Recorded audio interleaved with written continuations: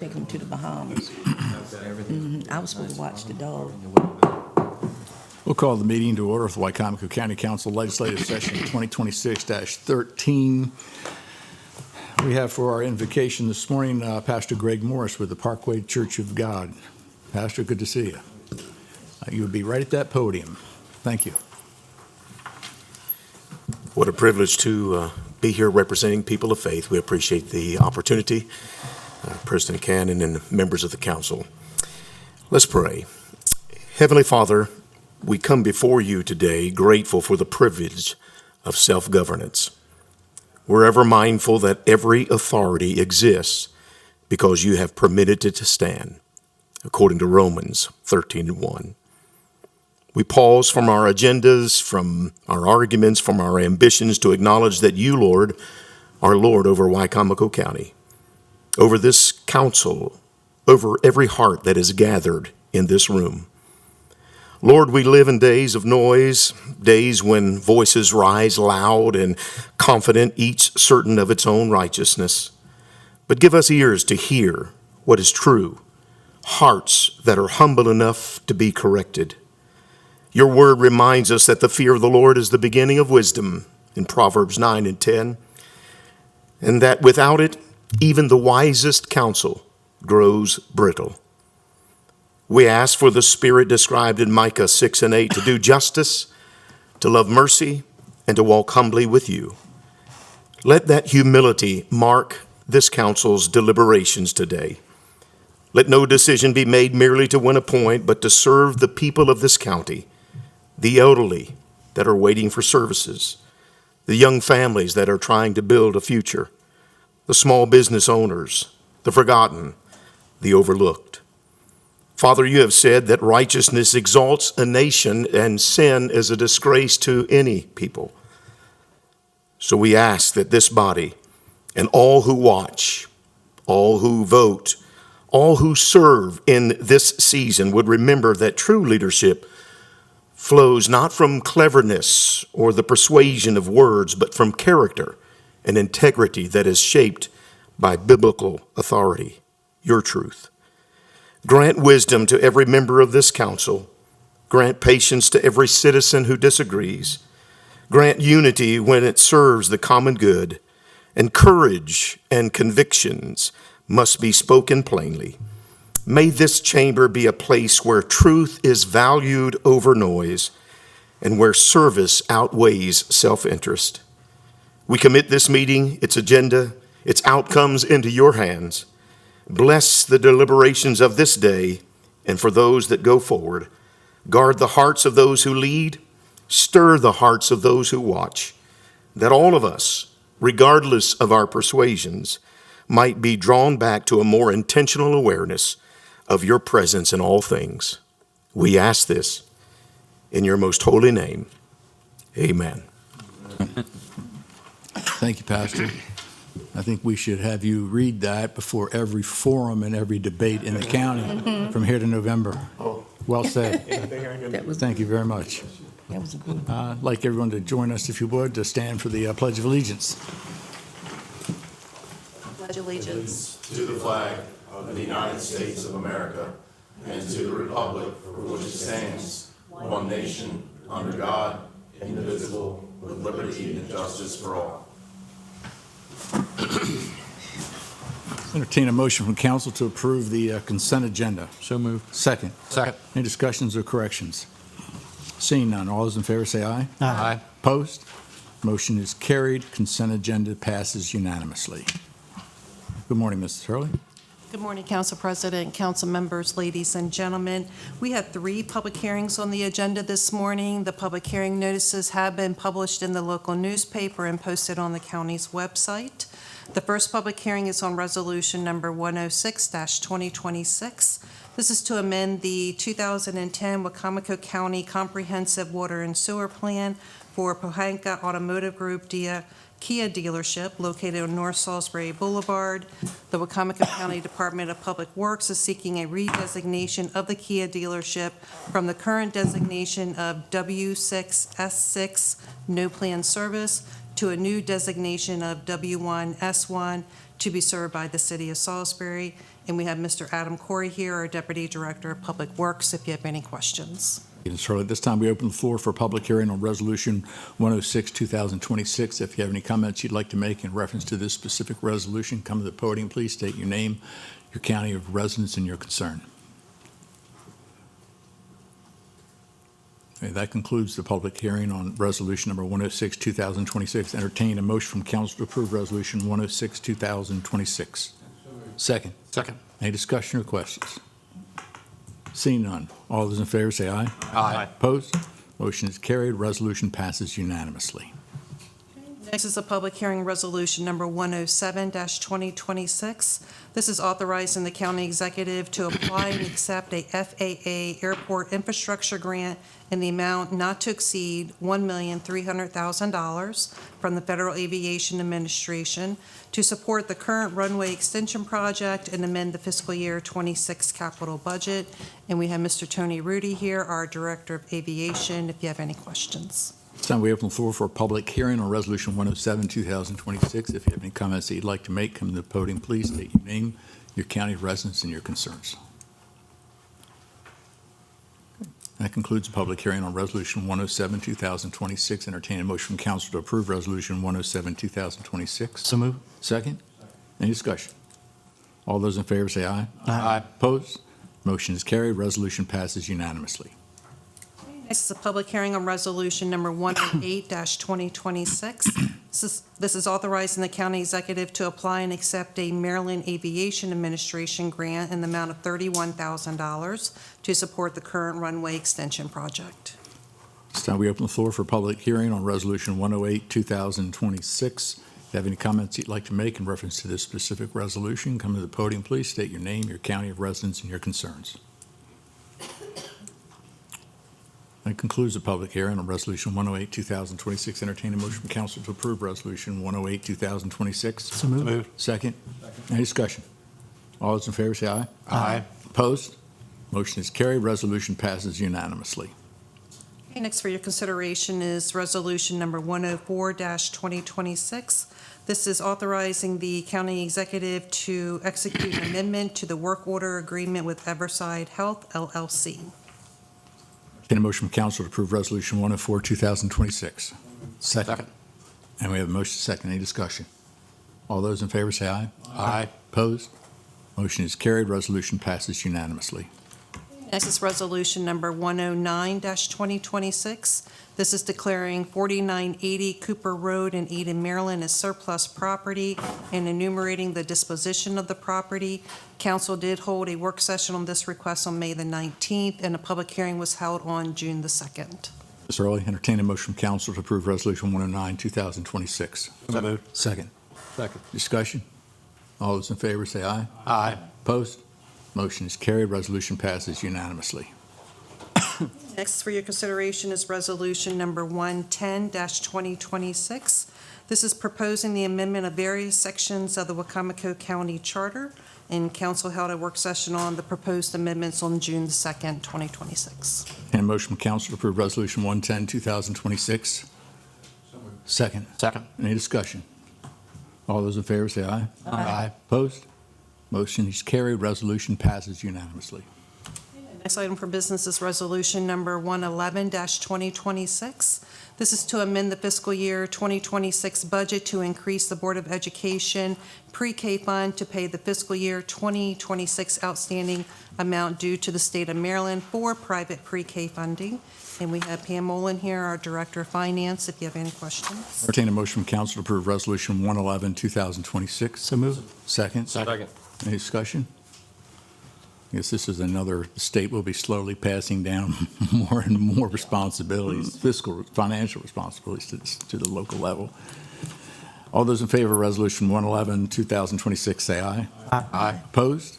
Motion is carried. Resolution passes unanimously.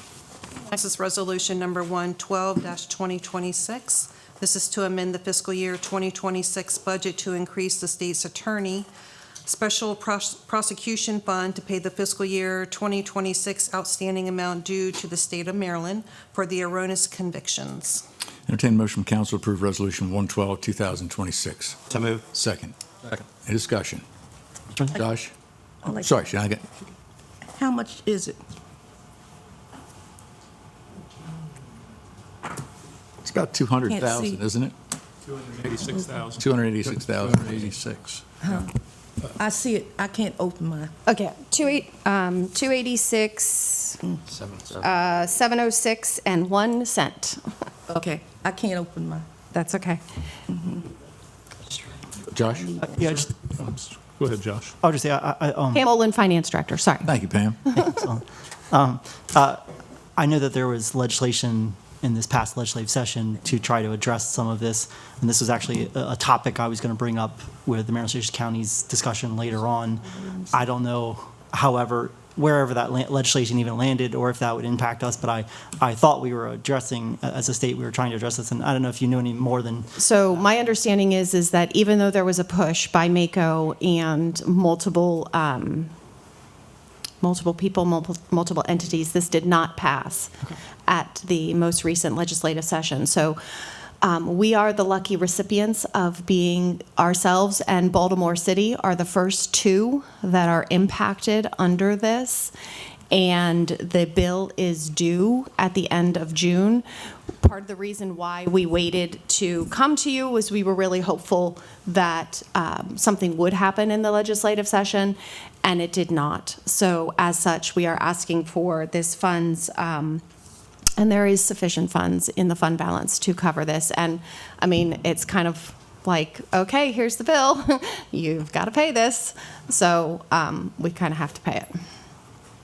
Is there any other outstanding cases like this waiting in the wings for us that you know of, or is this the only one? This is the only one I'm aware of for Wicomico County. Again, I am not privy to what is going on in the realm of prosecutions. Right, okay. But there is nothing that I'm aware of that has been overturned. And could there be something? Absolutely. The questions? All those in favor of Resolution 112, 2026, say aye. Aye. Opposed?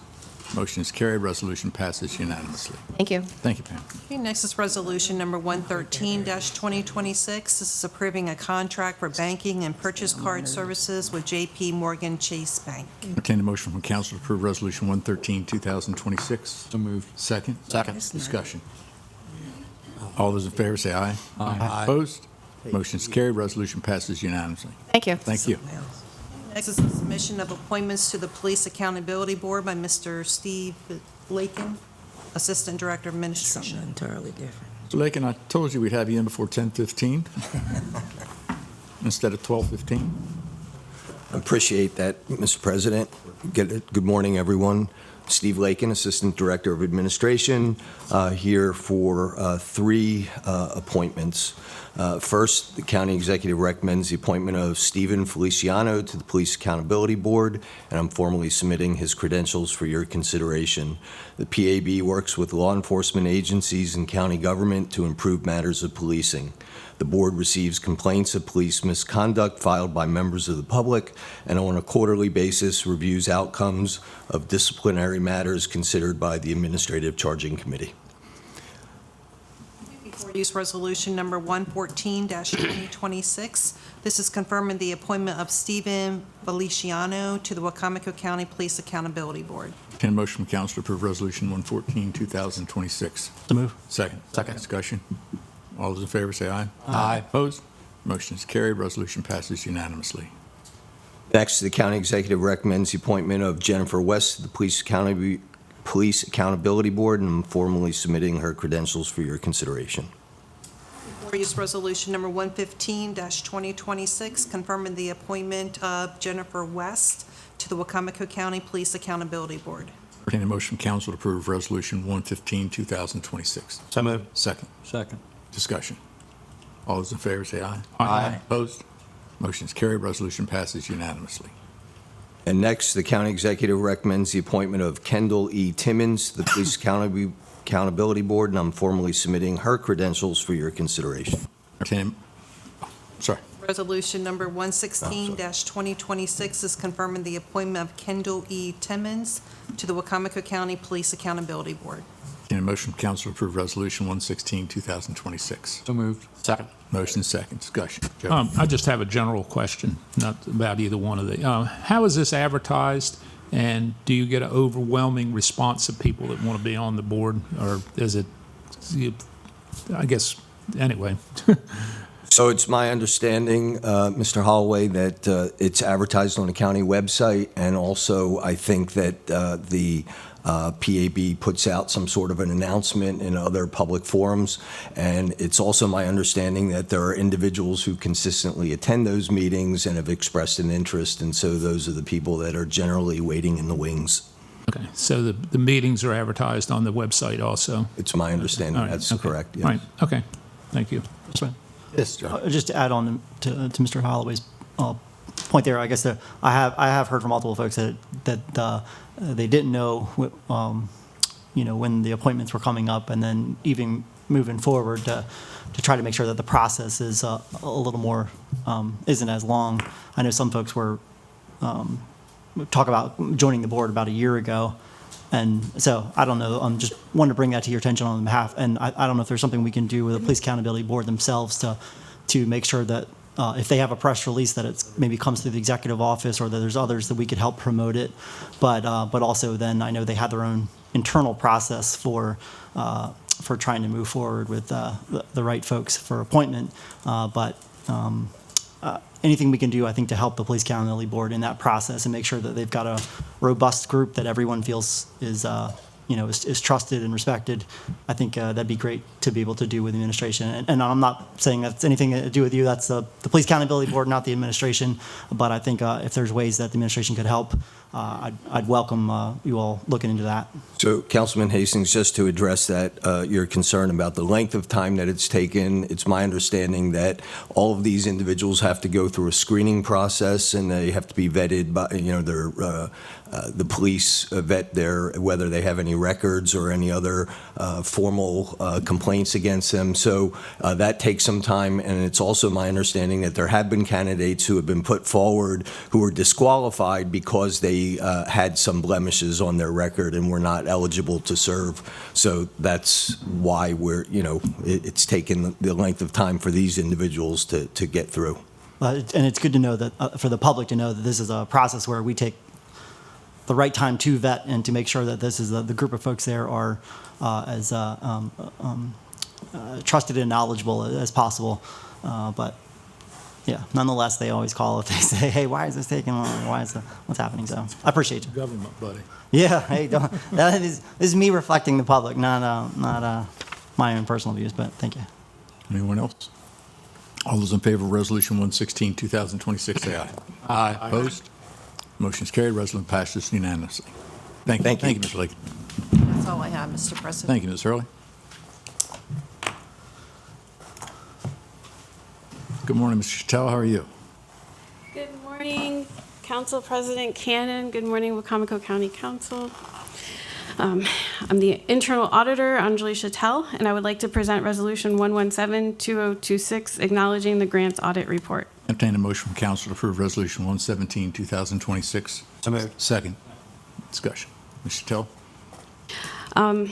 So I attempted to conduct an audit of grants in Wicomico County. The focus of the exercise was to evaluate the controls designed to manage risks related to grant management in the county. I was unable to offer a conclusion level or management recommendations at this time. And I can go into the details of the objectives, or if we want to further discuss. There's a lot in there. There's an exhibit. It's a memo from myself, the internal auditor, follow-up to the management response in the grants audit. Because they did submit a response, as you can see in there, with multiple exhibits.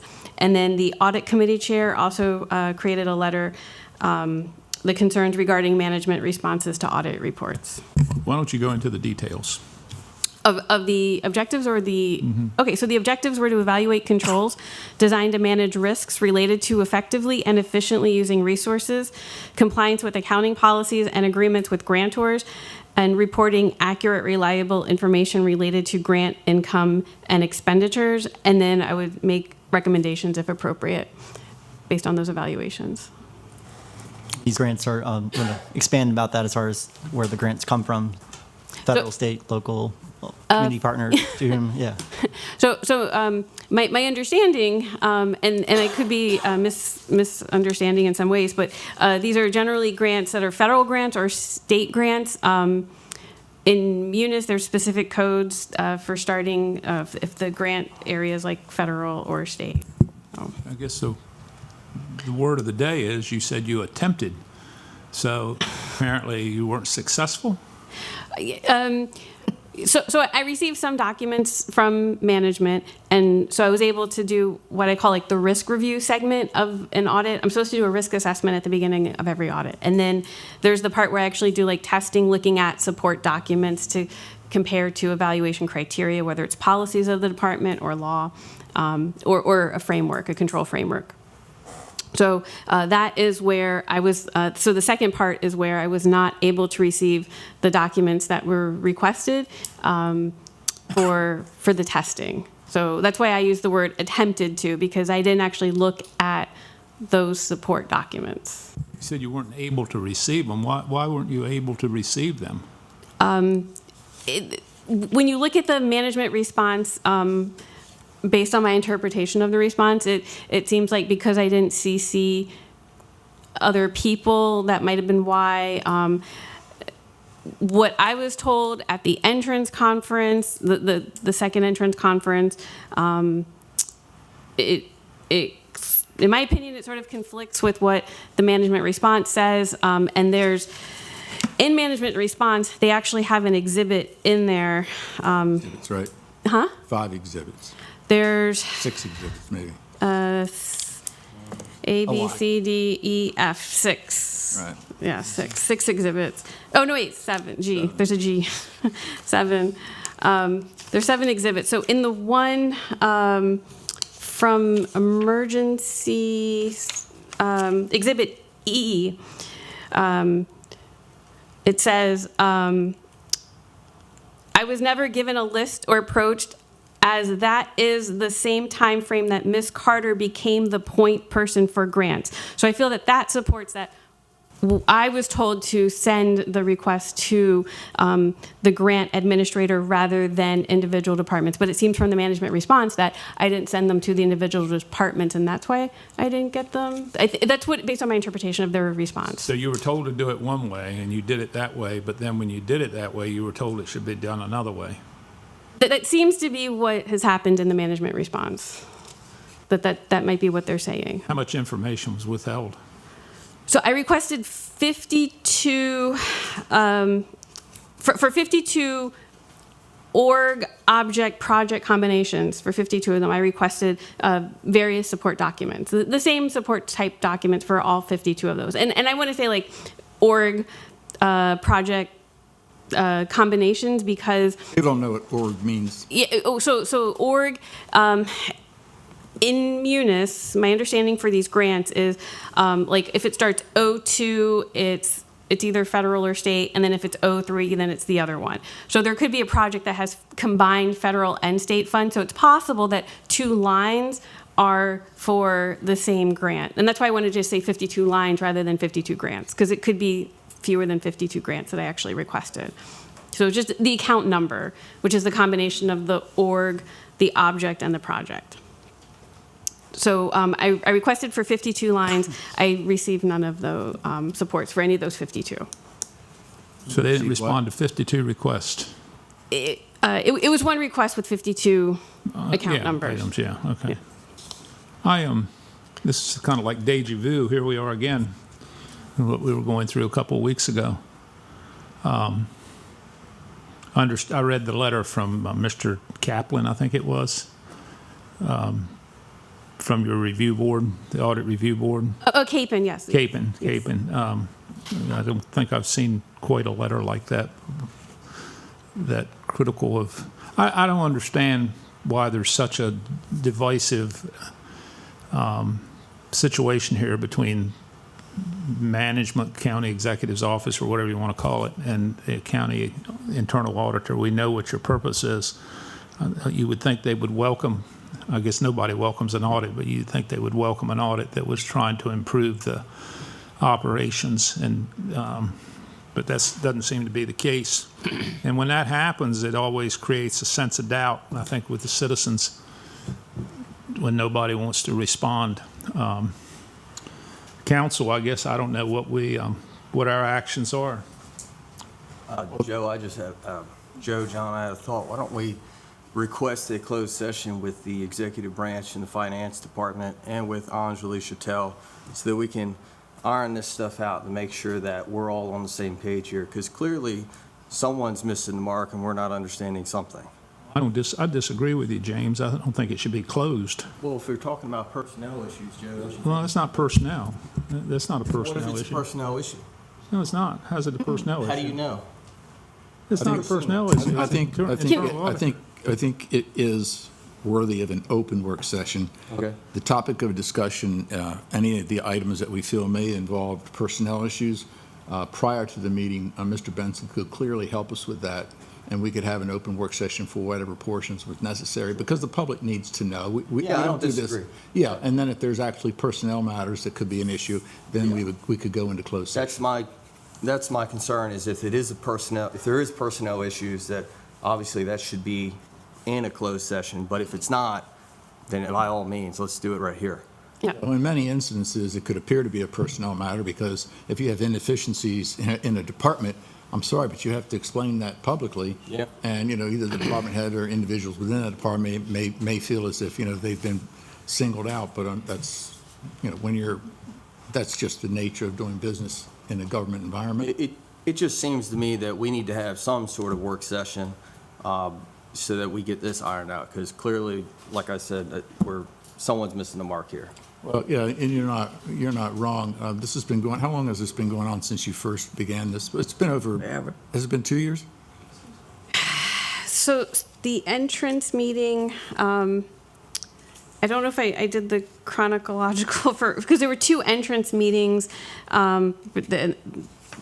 They requested that the entrance then be delayed until the next grant administrator came on, until the grant administrator came on board. But And I know we extended the period graciously. We put everything on hold for a while. yes. To give the new grant administrator time to collectively recognize what the issues might be in all the individual departments, not just in what she might be initiating and what she may be doing for the county. Mm-hmm. So I know we extended that time period. Correct. Right. So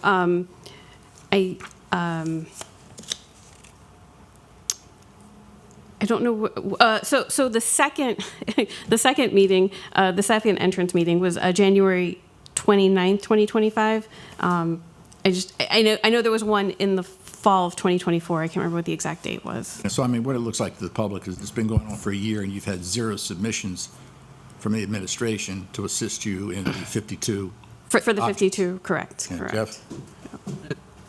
Thank you. I'm looking at the timeline here of when the 52 items were requested on June 9th of 2025 and a follow-up time of January 21st, 2026. That's 7 months. Because there were several verbal conversations where it was kind of like, can we put this off? And I just want to make a note. So because management has said something about how I believe my interpretation of their response is that I didn't include finance.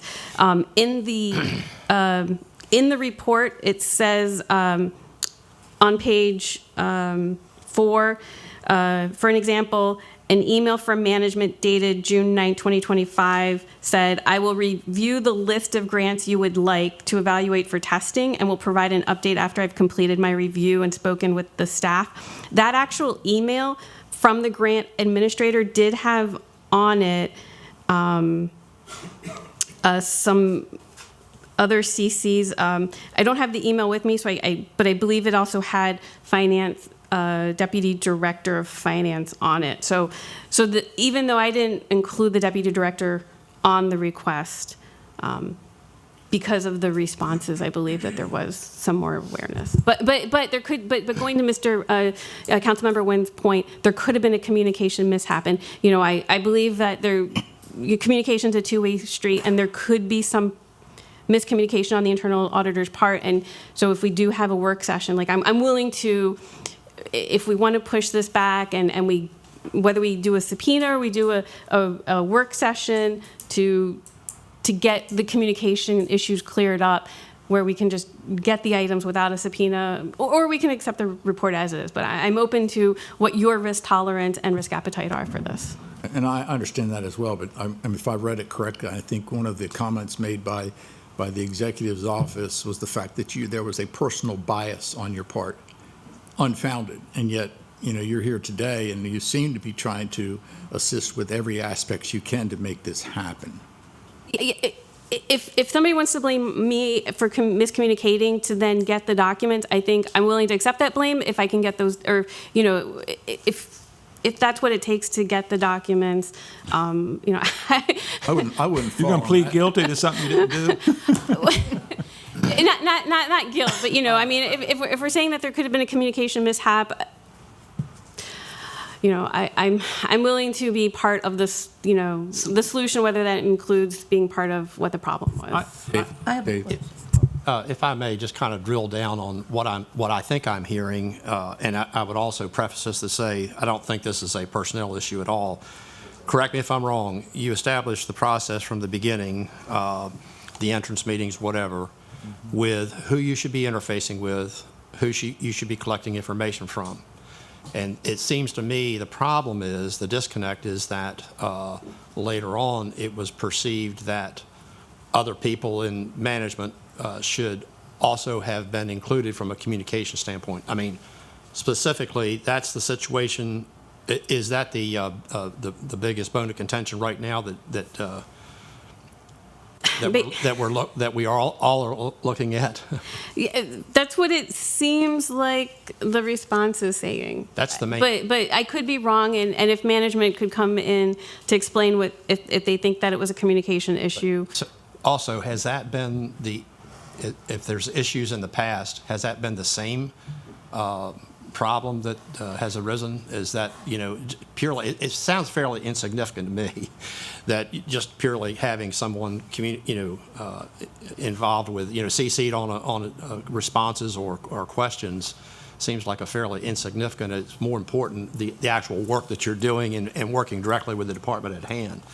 So so my point is, I don't think it's a personnel issue at all. I think we can discuss it in public, fine, if that's the main issue, and it seems like a very inconsequential one to me. That is to say, it seems like it's not worthy of obstructing the information that you're ultimately trying to get. I have a question.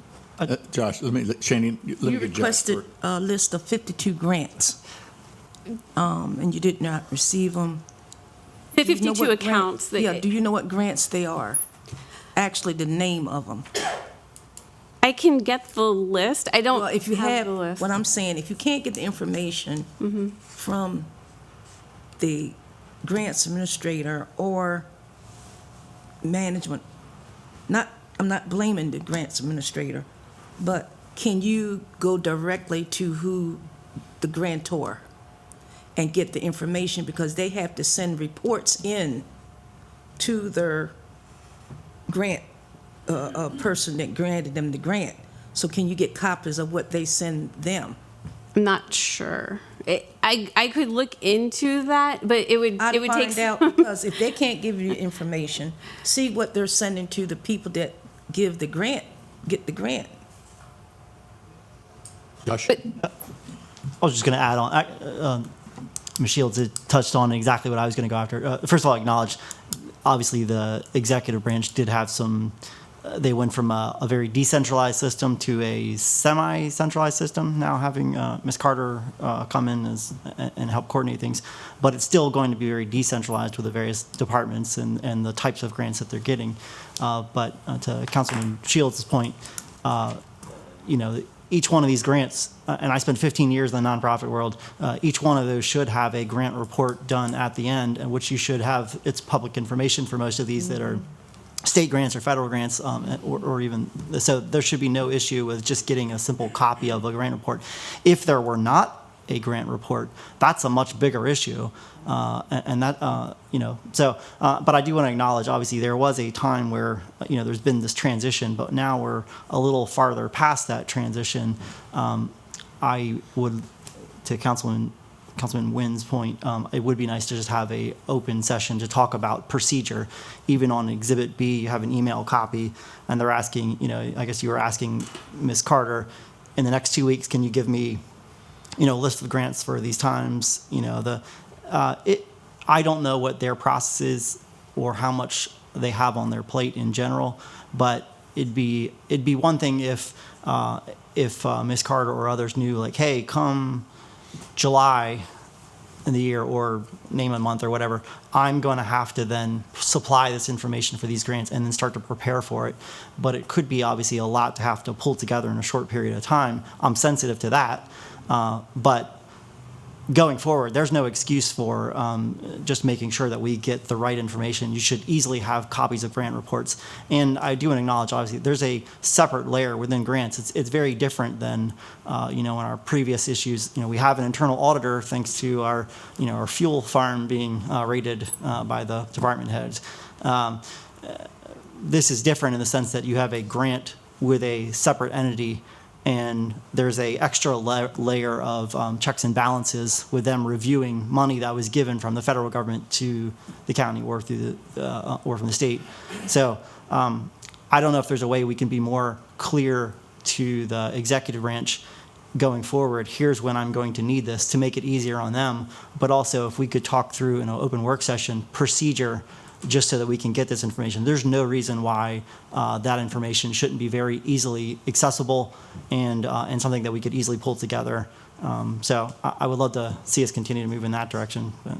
Yeah, and to that point about, that it could be a lot and a lot on their plate, that's partly why my follow-up email was in January. And there were some other discussions between clarity, this is 2025 you're talking about. Yeah. So there was January. 6 months, but for that. So we're a year and a half after you sent that. Yeah. Dave?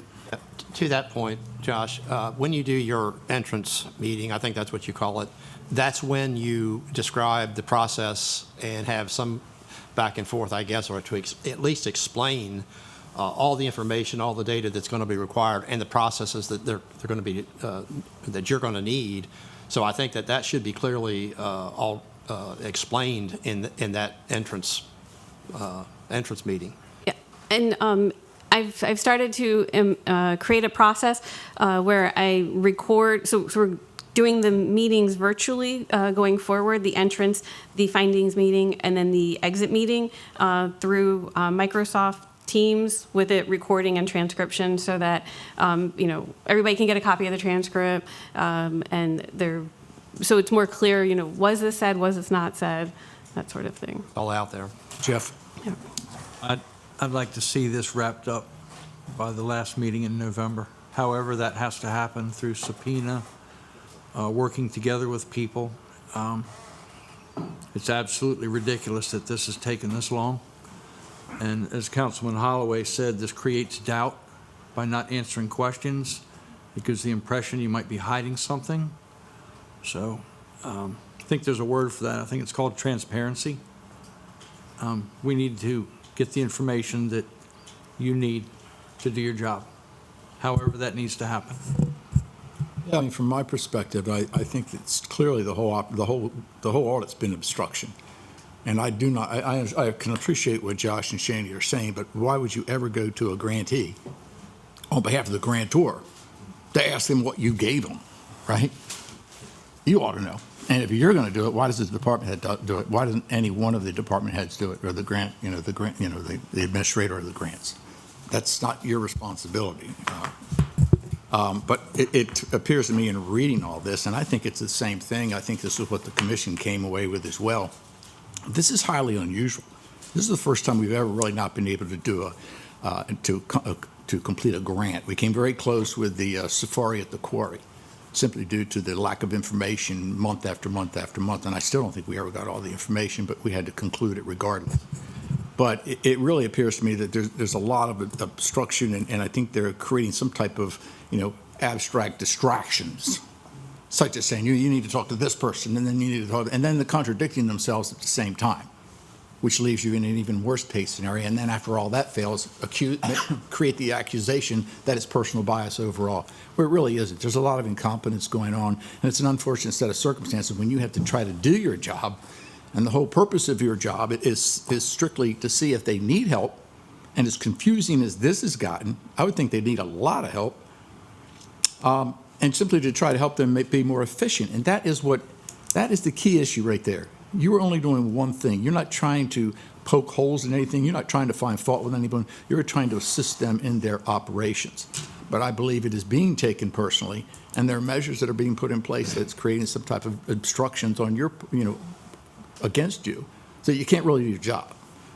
So I don't know. And then it blows up into something like this. Shouldn't be. This is the first time I think we've ever had, a grant, an audit that was not ever approved.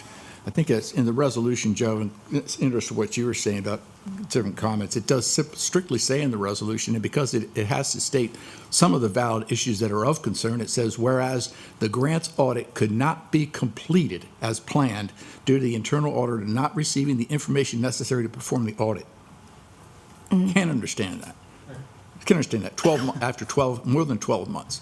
And then the second part does state that whereas the chair of the audit committee, which is an objective committee established to oversee you, to make sure you're doing your job properly by government standards.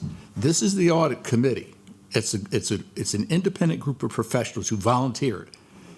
But highly unusual that the chair of the audit committee submitted a letter, which is in here, dated June 9th, 2026, expressing concerns regarding management responses to the audit reports attached as Exhibit C. So we've had to put that in there as well. So a lot of unnecessary measures we've had to go through just to try to get studied. Do you know about the amount of funding we're talking about? For the public to understand, this is Ms. Chantel is doing an audit on the grants that Wicomico County receives and issues throughout the entire county. That's very important. How much would you say, just anything off the record? It can be within 50,000 or $1 million. I don't care. I didn't put numbers for in the audit report. Is it more than 100,000? I will say that just for the ones that were not on the list provided, because I do have that number. So, Fine. So, all right, so this is what my question was, okay? Apart from the active revenue accounts with zero budgets, there seem to be 311 accounts in Munis with the same object codes as those in the listing of county grants 22 to 24, with a total last year revised budget of $33,245,281.66 that do not seem to be on the list you provided in the listings of county grants 22 to 24. XLSX. I wish the management response had been addressing the $33 million as opposed to everything else. That was a complete distraction. And that doesn't mean that there was spending, but I those are the amounts that were budgeted for the ones that were not on the list provided to me. I understand. I think it's important for the public to understand that we're just not talking for the sake of talking, that this truly is serious money that we are talking about. We're only trying to account for where it is and where it went. Joe? Yeah, you may be correct, Mr. President, about this is the first audit we've not been able to approve, but it's certainly not been the first time that there's been obstruction with trying to get information, and it goes back to the prior county executive. I mean, I remember when Mr. Rozier was here, some of the issues he went through. County executive or prior internal auditor? Both. Both. County executive? Yeah. Yeah, Mr. Rozier was here when the prior county executive was here. There was the prior one. The one before John. Okay, that's a clarification. That's fine. Yeah, sorry, I missed. He was acting county executive, but anyway, and it certainly isn't the first time that county executives have been critical of the internal auditor, and we as a council we sit here and we listen to this, but we really can't take any action. I'm not I'm not saying there was anything done that was wrong. What we're saying is we don't know if there was anything done that was wrong. Now, there is an office in the state of Maryland, and I brought it up last time. It's called the Office of Legislative Audits. I would suggest that we ask Ms. Chantel to compile all the information she has on this issue and all the information she has on the purchase card issue. And this council supports it with a consensus to send that information. And this audit, Office of Legislative Audit, deals with report waste, fraud, waste, and abuse is what they deal with. Now, they may not do anything, but we'll be doing something. We'll be showing that we have taken this seriously because, as we did with the gift card issue, we did nothing. So I would suggest that the council do a consensus vote on Mrs. Chantel putting together a package from this audit and the audit with the gift cards, and we submit it to the Office of Legislative Audits, Department of Legislative Services, and ask them to investigate. Yeah, Joe, I don't have a problem having a work session to approve maybe a letter for one or the other, but I think that's how it should be. I don't. They have a form. They have a form you fill out, I know Joe. we have to decide that in public as a body.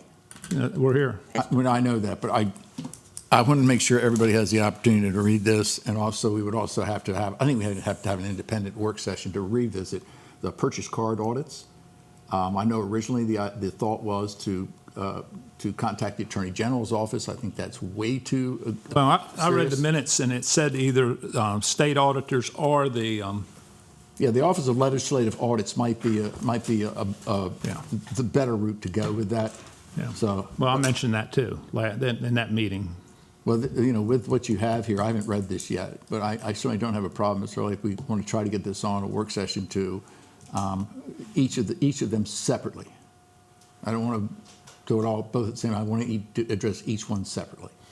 Okay, Josh? Just for context too, this is, as it says in here, these are for allegations involving, issues with tax fraud, scams, insurance, Medicare and Medicaid assistance, welfare, SNAP. They list some different things that, at least for the Office of Legislative Audits, for that to address it. I guess the only challenge would be it'd be one thing if we thought, hey, we have a very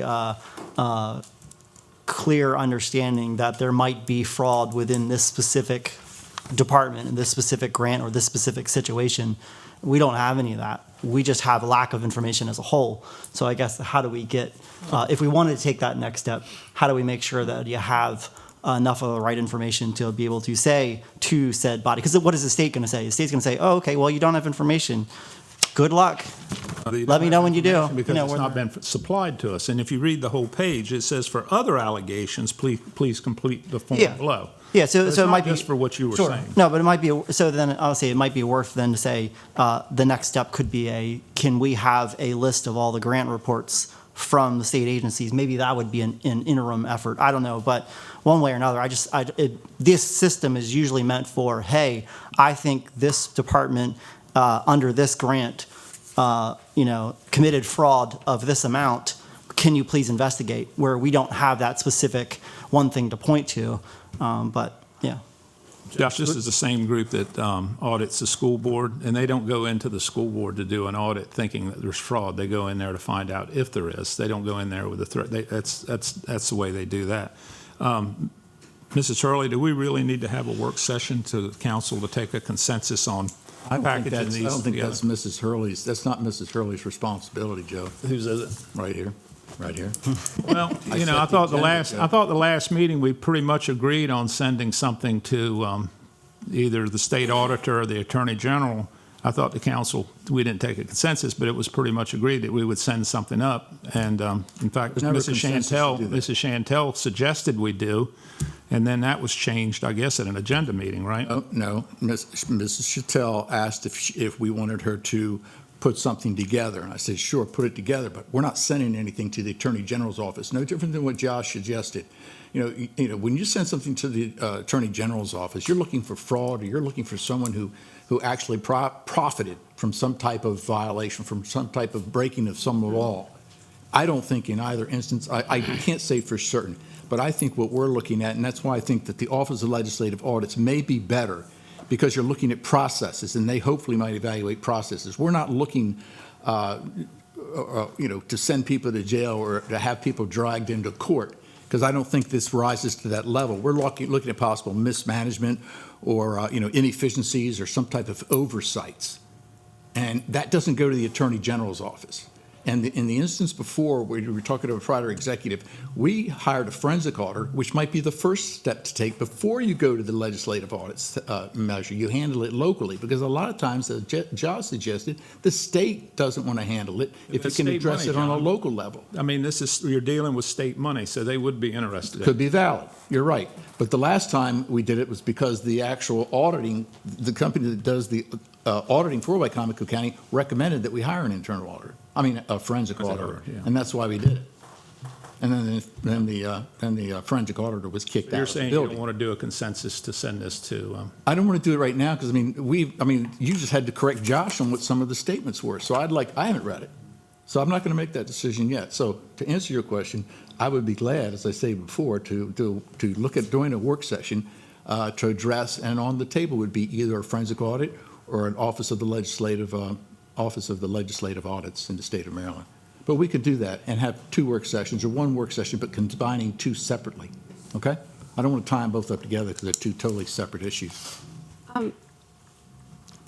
Council President Cannon? Yes. Coming back to Councilmember Wynn's communication concern, should the work session offer for the executive to come in and discuss and potentially have delivered the 52 accounts information before then? I mean, it's a possibility if there was a communication issue. It's fine with me. I mean, everything I've read here, it defies common sense to me. If I may, But yes, I don't have a problem with that. Yes, go ahead. bring attention to the letter that you mentioned by Mr. Capon, who's the Audit Committee Chair, and what I think is the main issue, complaint, if you will, is that folks from the Finance Department should be involved. So, and I'm going to read this right out of his letter. If senior management of the Finance Department was to be included, as they have requested, every audit that involves money or accounting would become a Finance Department audit, resulting in constant expenditures of resources by the Finance Department, and no actual regular work would be performed, or all audits would be stalled for eternity. And I'm just trying to, for my purposes, I think that's the crux of the problem, at least on this particular audit, is that there's that feeling that finance needs to be involved with every audit in great detail and from a communication standpoint. If it's a mere matter of CCing somebody, that's something that probably I think Mr. Chantel would be open to, as long as it's clearly identified in the opening meetings. But that seems to me the main crux of it. And, perhaps that is worthy of a work session. And I'd be also good with the work session on the Office of Legislative Audits as well. So I will suggest that either councilman could do this on their own without council approval. Do what? I'm sorry. Send it to the Attorney General or to the Office of Legislative Audit. You could not do it on Wicomico County letterhead. Oh, that's fine. I would truly suggest that not happen, Well, Joe. That's irregular. No, I think it's almost out of order, but You it's can't tell highly somebody irregular. they can't send a letter, John. I know. I know you say it You're a rests on citizen you, of the but county, that's but not there's right. other obligations when you take on this role. Yeah, that's fine. Go ahead, Joe. I just to say, obviously, it's not that we, how do I say this?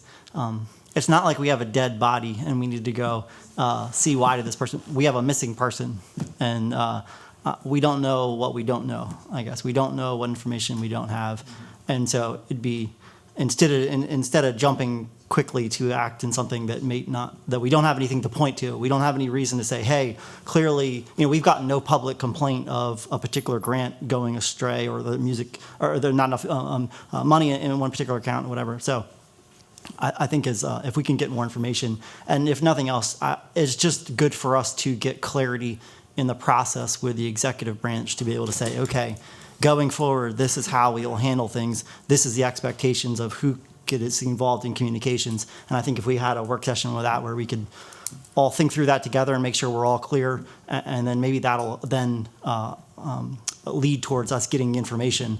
And if we find something, and if there is something that comes about, well then, let's find out, Yes, I think it's a really good idea, especially like the figure that I read off earlier, the 33 million, that was that revised budget for that year. And I'm starting to learn about this. There's like an encumbrances. I've mentioned this word encumbrances a few times in the past year, and they could be related. They may be not, but they could be, in which case it could be a completely different situation rather than a grant situation, an encumbrances situation. So.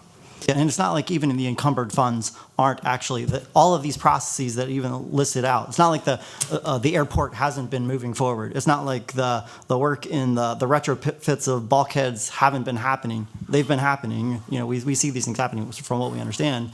So we don't have anything to specifically point to, but we should have a process to clearly get clear information easily, and that's what is the issue at hand. May I say something? Yes, Jeannie. This is based on narrative, and when you said something about, the minister said you showed bias. I think when our internal auditor was hired, she didn't know anybody. Did you know anybody here? You didn't know anybody. I don't think. So how did you form a bias when you didn't know anyone? The problem is they're making her job difficult by not submitting the information she requested. And I look at an internal auditor as a helper to make sure that they're doing their bookkeeping correct. So if you find a mistake, it's not to say I got you, it's basically to help them find out what's wrong, because sometimes you can transposition a number.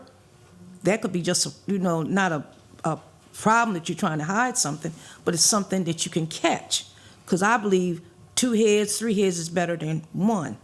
So you're helping the departments to make sure they're reporting their grants correctly and not any mistakes being made, because that could create a problem for them not receiving another grant.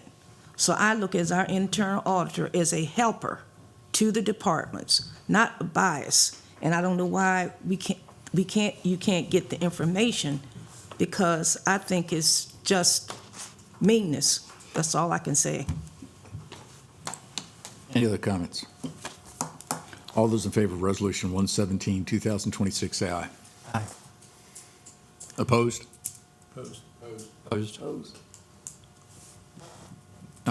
I'll do a point of clarification, if you don't mind. The purpose of voting for this or not voting for this isn't saying that you're in agreement with it, because in itself it states that there was no success with this audit. But it doesn't mean that you are agreeing to the fact that you're not acquiescing, that you are in favor of what happened. You're just saying you're willing to accept the fact that we're putting it into the record that it was a failed audit, and these are the reasons for this failed audit. If you vote no, this goes away, and this just goes away, and there's no record at all for the county or for the public that this occurred. So if we vote in favor, then what is the next step, or are there next steps? In other words, to your point, it's going to be closed. Right. Is there, and perhaps that's why I was thinking along those lines, is Right. there any follow-up to make sure that this ultimately gets concluded? Short of, I guess, we have a work session and iron out some of the differences, but And that I follow what you're saying, though. Yeah. I do, yeah. And that would be the process here. The reason for voting on this isn't to say you agree with what happened. It's to say that we're going to codify this. So now all these statements, including the statements from the executive, from the auditor, and from the auditing committee, are now on the record so the public recognizes what transpired. Just for clarification, so if this is a no, would I still publish the report on that? Because normally I publish once there's a resolution, and if I don't find a resolution, I didn't publish. If this is a no, then there is no resolution. So there would be no publishing? There wouldn't be any reason to do it. Okay. It That's was all the more reason for me to reverse. Well, Yeah, and yeah. So the problem starts to come in, though. The county charter requires that I publish. published and approved audit. It doesn't actually say approved, but it says, I think something like at the end of a completed. And I mean, I did say it wasn't completed, so. So It has to be, the council, obviously, we're here for a reason. The council is required to pass this resolution. Right. Okay, so it would not be published because it's not completed. Be able to, just hypothetically, could we put it on the table for them to, because if we can figure out the process and how to make this work and she can finish it, would that be an option? How do we put a If we timeline? put it on the table, it'd have to come back at the next meeting. Mr. Be President, back for Yes, a work sure. session. as you indicated earlier, the resolution is written as the audit is incomplete, and you're acknowledging that Exactly. that's the situation. Yeah, you're right. If my understanding is correct, she does have this in the fiscal year '27 audit plan, which starts July 1st. So it'd be good to have that work session to iron out some of these differences before she jumps into that next audit. All right. So Okay, we're accepting this and Well, then, no, I wanted to hold off on the vote because I really sensed that there needed to be clarification. Did we rescind this vote that we just took? Well, we never finished it. We didn't? Okay. Never finished it. So we're going to take two. All right. And it's a do-over, Joe. Okay, It's fine. that's in the So we got it charter. right. Just want to make it right. No, I understand. I don't think there is. I don't think it came Just to be complete- safe, I would have those that said nay to rescind their If votes. anybody said nay, if you choose to rescind it, I rescind my no to. I rescind. yeah, okay. I'm not quite sure who did say nay. All right. We will, so that's been recognized. So once again, all those in favor of resolution number 117, 2026, say aye. Aye. Opposed?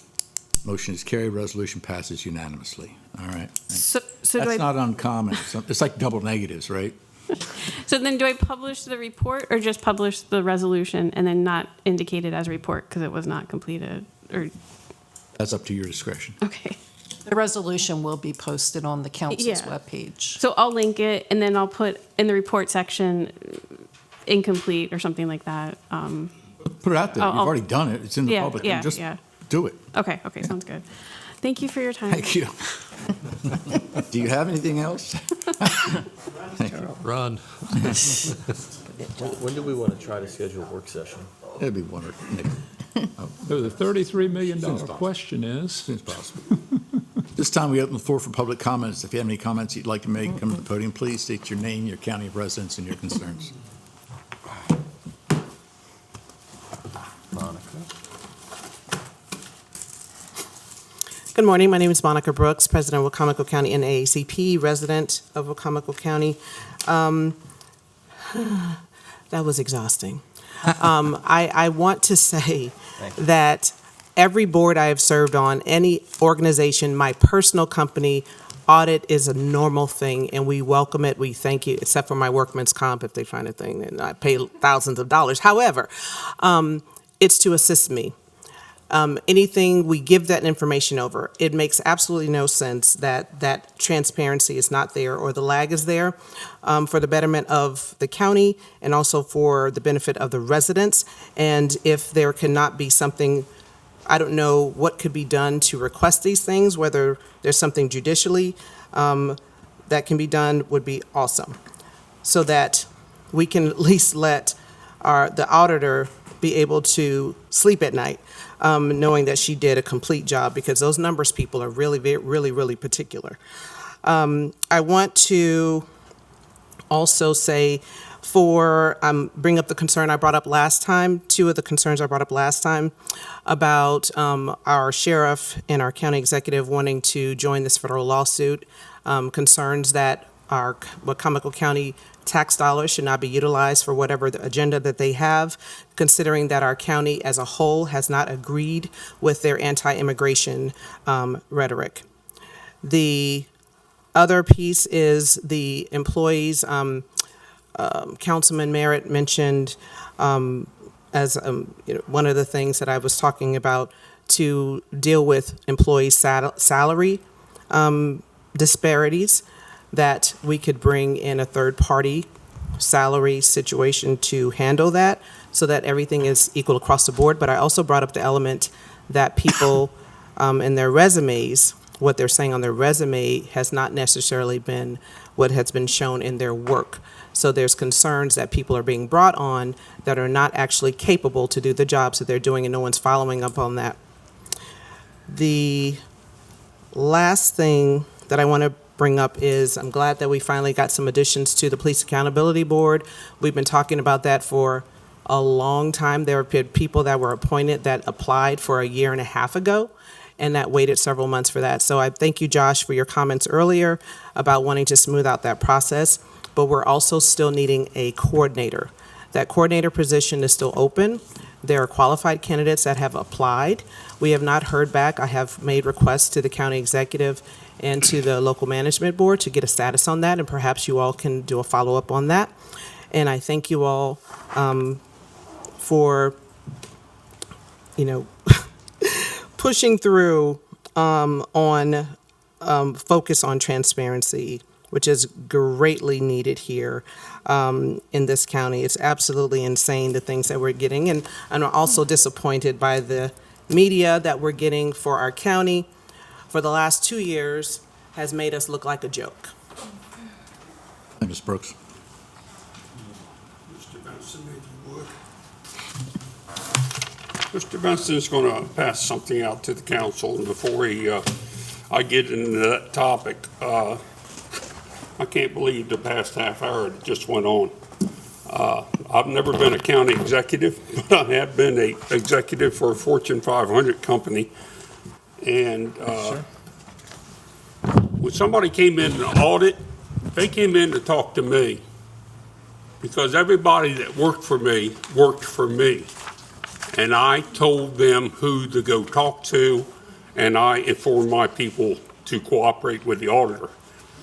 This county executive, for some reason, thinks that it's the auditor's job to run around and find everybody and tell them what she needs. That's just another example of we have a unqualified person running this county. I'm sorry, I think I forgot to introduce myself, Jim Atkins, District 2. I realize that you folks have a lot of things to do between now and the end of your term. But I just want, and what was passed out is some information, and I'd like you to look at it at your leisure. And we need to talk about AI data centers. We're in a situation now where the state's already mandating the amount of farmland that we have to give to solar farms.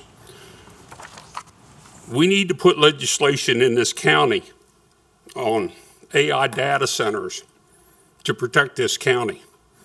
Hartford County has become the first county in the state that has put legislation in and passed to prevent data centers from being put in Hartford County. The reason they did that was because of the high energy demand, the high water usage, the extreme noise, and the overall impact on the environment and quality of life. I've given you that information, research that was performed on those centers. A single medium-sized data center uses the same amount of electricity as 100 homes use. 100,000 homes use. That's double the amount of homes in this county. So one data center would use twice the amount of electricity that this county is currently using. A lot of these data centers come in and they get huge tax breaks to bring these operations in because, we're going to create all these jobs. Well, you're going to create jobs for about a year and a half to build that building. And then once that building's built, it is manned by a skeleton crew. And a lot of the people working are working off-site somewhere on a computer. Take a look at this. There is the possibility to have legislation put in place, and I think this county needs to be very proactive and get legislation in place to protect the agricultural area that we have here. We're giving it away to solar farms and other entities. Let's not give it away to data centers. Thank you, Mr. Atkins.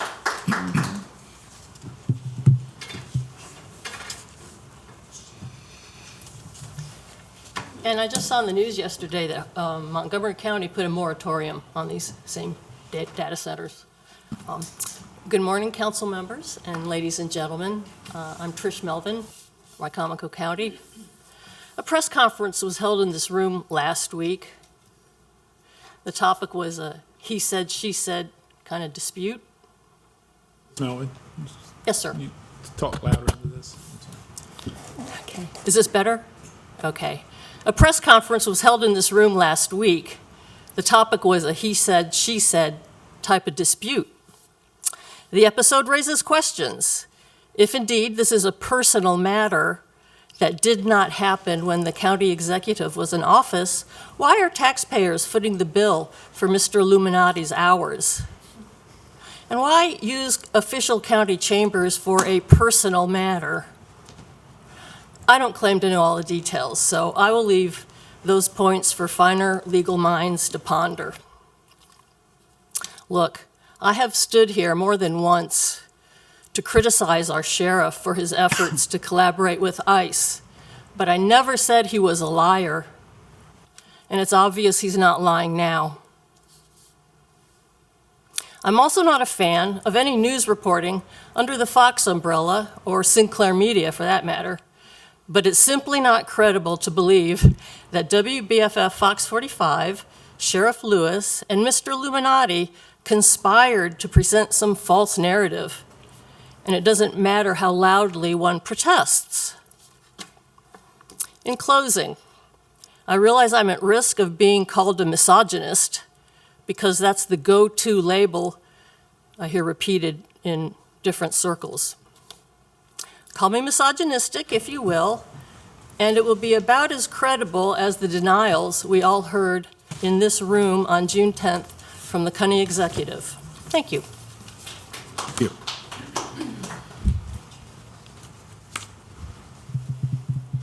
Good morning, Rhonda Tomko, Wicomico County, and I'm here with some recent concerns regarding the Hickory Mill biorefinery project. I have 3 specific requests of the council. As a reminder, there's a current stop work order in place for the Hickory Mill biorefinery project. However, neighbors continue to observe activities on the property that appear unrelated to normal chicken farming operations. So first, I'm respectfully asking that ongoing inspections resume, because they are not, under our understanding anyway, to ensure that the order is being followed and that we can have confidence that the directives are being upheld.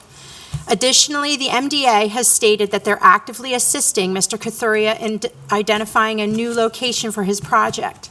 We could find ourselves facing the same situation again with either Mr. Kathuria or another waste-to-energy project proposed in an inappropriate location in our county.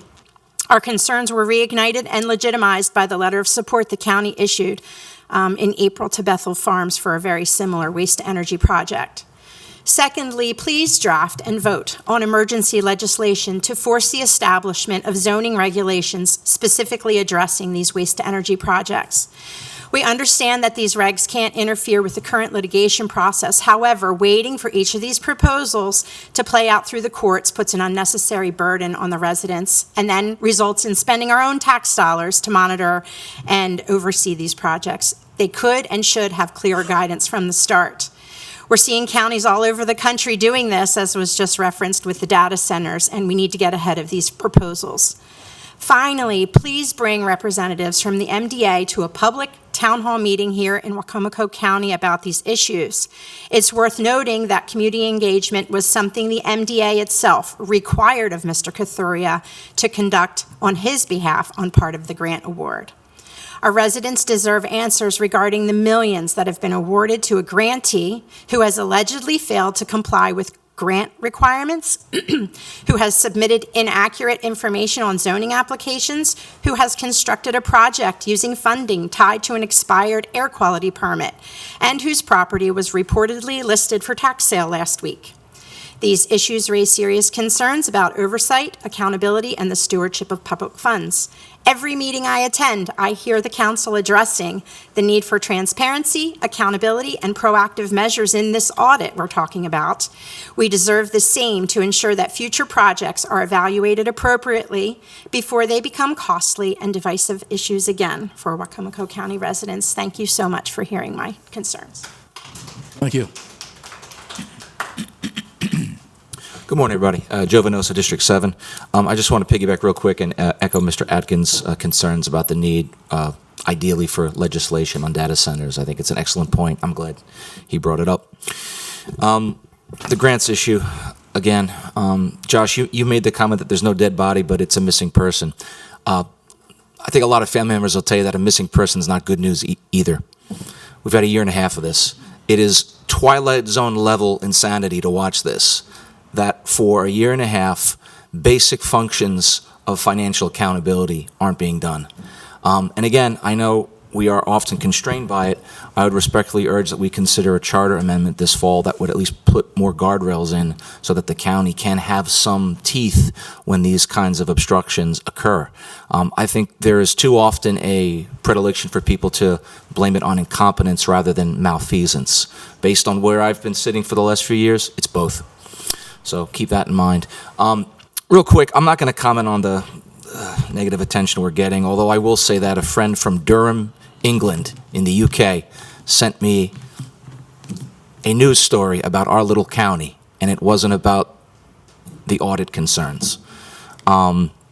So if you were a business owner who wanted to come to Wicomico County, if you're a person that wanted to come to raise your kids, and you were seeing this stuff in the news, ask yourself, is what the executive office is doing, this executive, is what they're doing actually good for the county and its taxpayers and businesses? I think the answer is pretty clear. That being said, I want to put out some good news because there is good news happening. Last week we had our final game of the Wicomico Challenger League up at the Henry Parker Complex. More than 110 special needs athletes participated this year. Respectfully, it's the greatest thing our county does. I know I have a bias in saying that, but you get to see parents, coaches, these kids play their hearts out in a place where they often would never have a chance. You get people come as volunteers, as coaches, as assistants, who give their Saturdays, who give their weekdays to help these kids play baseball. It's an absolutely wonderful thing. I want to give a public shout out to both Brian Workman and Steve Miller for coordinating this. Again, it's one of the best things they do. That's the stuff that we need to focus on our county. That's the things we need to rally around. And I hope in the future we are able to push forward a fall Challenger League because a lot of parents have brought that up. I want to end with just one quote. I don't need to read it off. I remember it. 3 weeks ago, one of our players on our team, Zach, hit a home run. And at the end of the game, a whole bunch of SU baseball players were there as assistants. And after he rounded the bases, they picked him up and they held him up. And his dad sent me a text message, and all he said is, "Just want you to know it was the greatest day of my son's life." That's what that program does. Those are the things we need to do in our county. That's the stuff we need to focus on. Thank you. Thank you, Mr. Vanosa.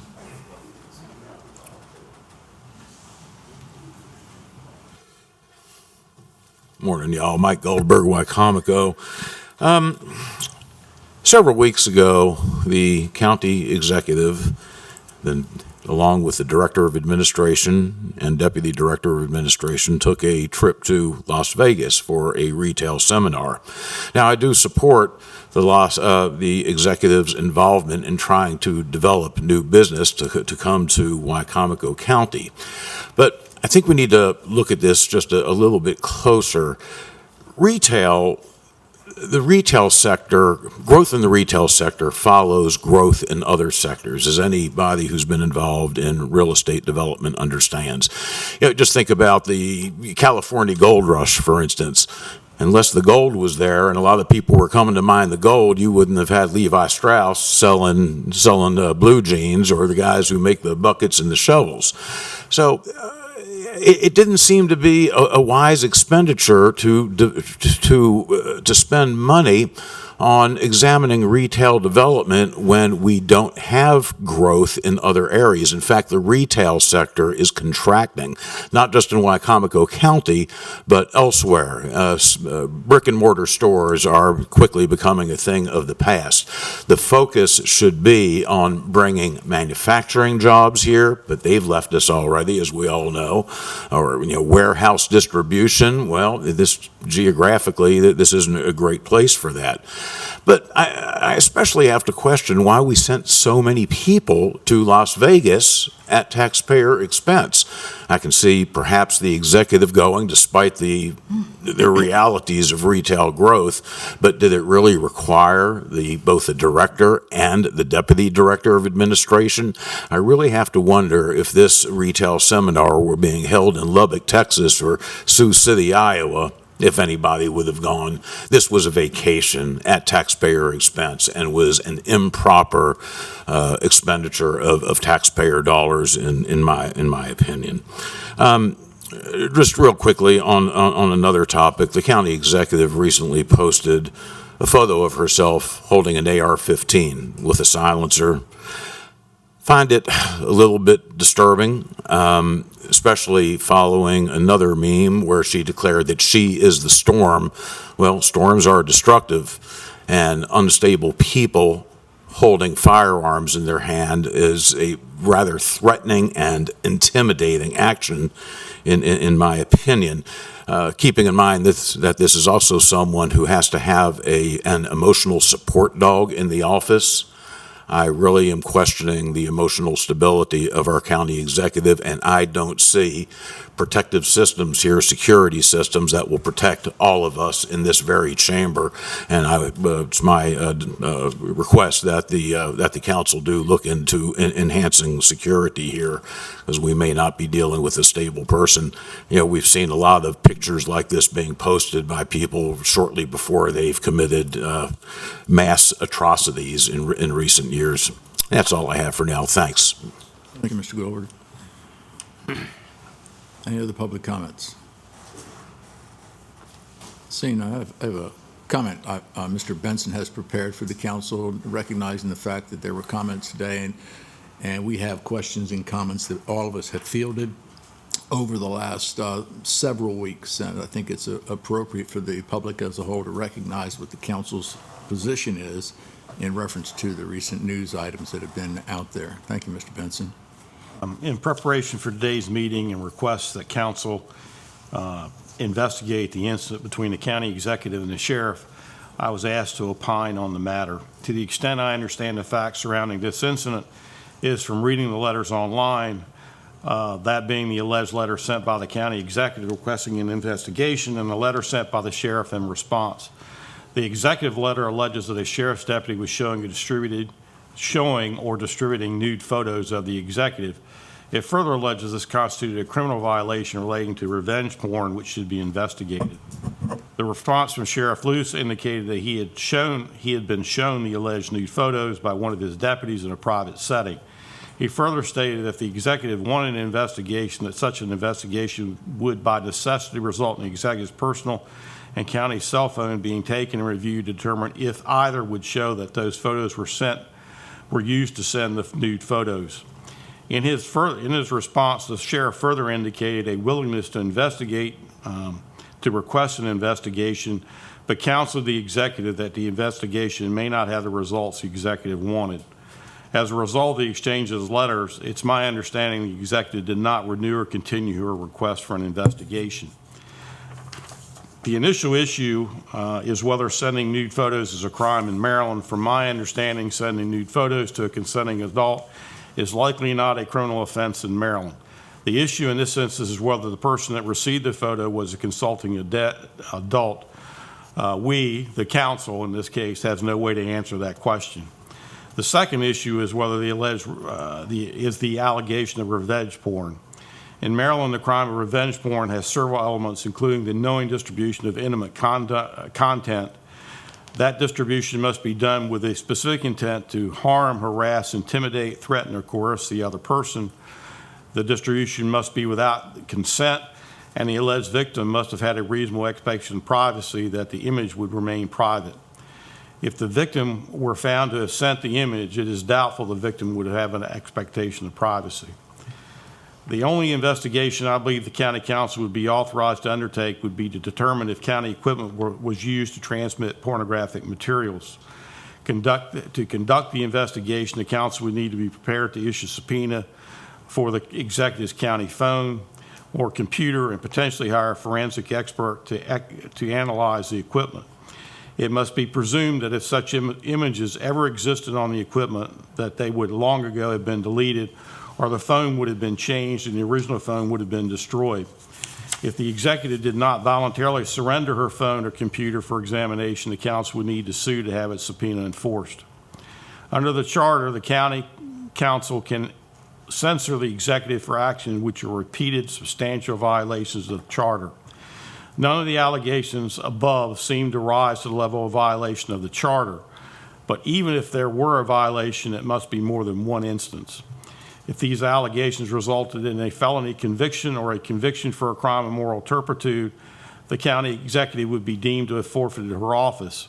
It is not the county council's role to investigate or pursue criminal charges. At this time, the allegations have not resulted in the filing of criminal charges, much less a conviction for either a felony or a crime of moral turpitude.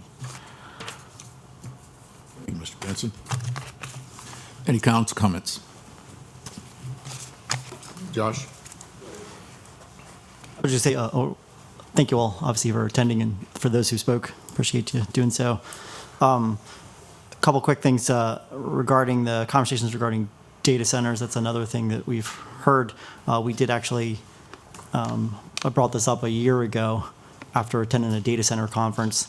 I think whether that be data centers or waste to energy siting in general, I think we need to figure out.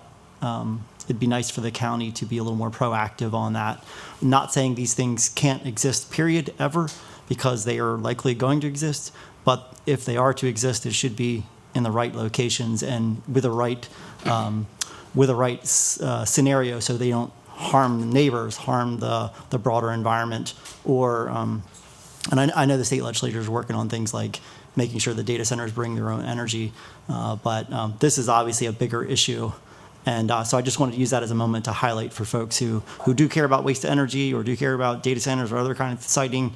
We are going through a current comprehensive plan process, and I'd just love to see the public a whole lot more engaged. I know our Director of Planning and Zoning and others is here. Anything that we can do to help make sure that the public is aware when these things are meetings are happening and to be engaged, that'd be really great. The other things I just want to say, I just sent around an email to council. I'll just say this. I just sent it to Ms. Hurley and Anjali Chattel, but there is a grants training that is put on by the state government Office of Crime Control. It's for all. It's not just for the Governor's Office of Crime Control or Prevention. It is for any agency, but basically helping local governments work with grant management and making sure that they are understanding what the right things to do or not to do. So there's actually a 2-day seminar that was announced yesterday that's coming up, and I think that would be great for the county employees and others to be involved in, and maybe maybe Ms. Chattel or others could be involved in making sure, so we can, going forward, make sure that we are taking all the right measures for being as transparent in the grant process as we can, and that we have something that maybe could be helpful for us interacting with the legislative branch with the executive branch. And then last things here, I did have a resident ask, wanted me to bring it up today, that the county get more involved with to have more tools to address traffic. And right now, I've got an individual who's been living in the city, and he's now moved a couple blocks over, and he's now in the county. And basically, he said he's called the county office and said, "Hey, do we have things like speed bumps or things like that could be helpful?" And what the county basically told him was like, "No, we don't do that. We don't have anything other than maybe we'll stick up drop a speed limit or something like that." So as our county continues to grow and become more urbanized, especially in those areas that are just outside our two cities or our municipalities, making sure that we have other tools in that in the toolbox to address traffic, I think that would be really helpful. So I just wanted to bring that up and make note of that. And then lastly, I'll just say, wish everyone, I know we got some holidays coming up before we'll meet again. The end of this week is Juneteenth, and then we'll have 4th of July celebration of 250 years of our country coming up. So Father's Day, Josh. Oh, yeah, I forgot. I get to celebrate my very first Father's Day. And Joe's anniversary. More. So, just want to wish everyone happy, all of the holidays, and I hope they go well for folks. And that's it. Thank you. Dave? It's not been too long since we adopted the budget, and I think the feeling, at least that I had, that after that was concluded, which was a little bit contentious and very busy, that things would return to normal. So I guess that's where we are, returning to normal now. Before we get too far away from that process, though, I don't want to lose sight of some of the things that we brought up that I think are extremely important. And I've got a little laundry list here just as a reminder to whomever. The Salisbury County Fire Agreement is still lingering out there. I hope to think that there's some work being done or planned to be done, and that they conclude that in fairly short order. I believe there's a certain amount of urgency, especially it relates to the city services that they're providing into the county, and hopefully somebody can ferret out what the right dollar amount is that support, if any, from the county. The SWOT analysis, not just this budget season, goes back, I don't know how many, a couple of years anyway, and that is dealing with response times, whether it be 1-on-1 or the chase unit concept. But that also, I'm putting that on the list, that needs to be some follow-up and some conclusion, and it relates to the first one. The Verizon building, we've talked about ad infinitum, and hopefully there's going to be some response and some sound budget numbers, concrete numbers that the council can get behind and approve. It's a great investment. It's a great property, and we want to take advantage of that and have that part of our county system. Dredge spoils. I know Mr. Corey is here, and he's on top of that. The long-term solution is a very daunting task, and but to keep that alive, and I know you're in taking care of the short term, and we've got properties available, especially Cooper Road, which is a good deal. But the long-term solutions, we need to be keeping after that.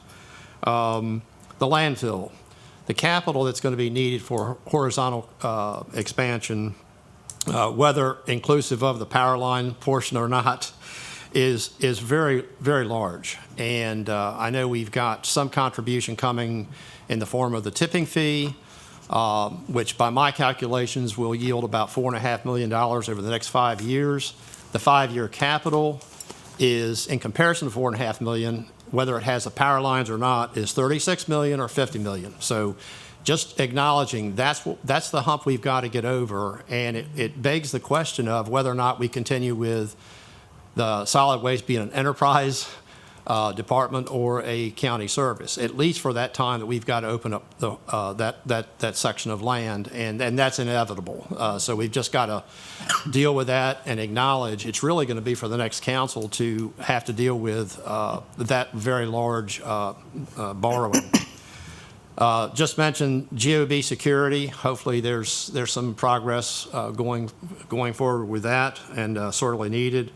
And finally on my list is the Bolton study, to do a comprehensive study of compensation in the county. So that's my list of things that I hope we don't lose sight of, and that we do conclude in a fairly timely fashion, maybe even before this council's finished our tenure. So, thank you. Thank you. Shani? Thanks for all this here today, and we do have some serious matters, the audit, completion. But however, I wasn't going to address something, but I weighed this, I was going to leave it alone. 34 years ago, on July 3rd, I had a son that was murdered by gun violence. And I looked at the executive with this assault rifle. My son told me what it was, because I don't know anything about guns. Standing holding an assault rifle. What message does that send to young people, a former teacher? We talk about crime prevention, we talk about how to reduce gun violence, and then we have a leader of our community holding an assault rifle with a smile. So there are many people around this country grieving over their children, their loved ones who have been killed in mass shootings with these assault rifles.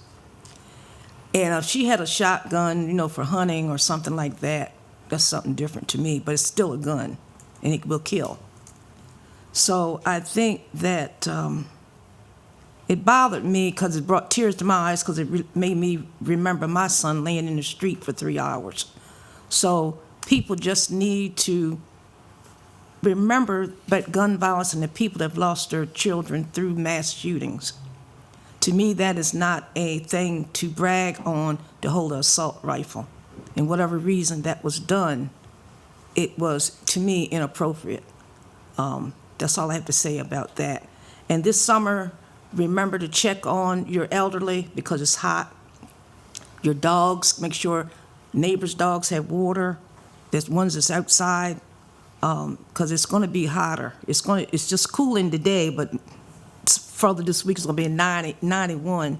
So just look out for vulnerable people and vulnerable animals. That's all I have to say.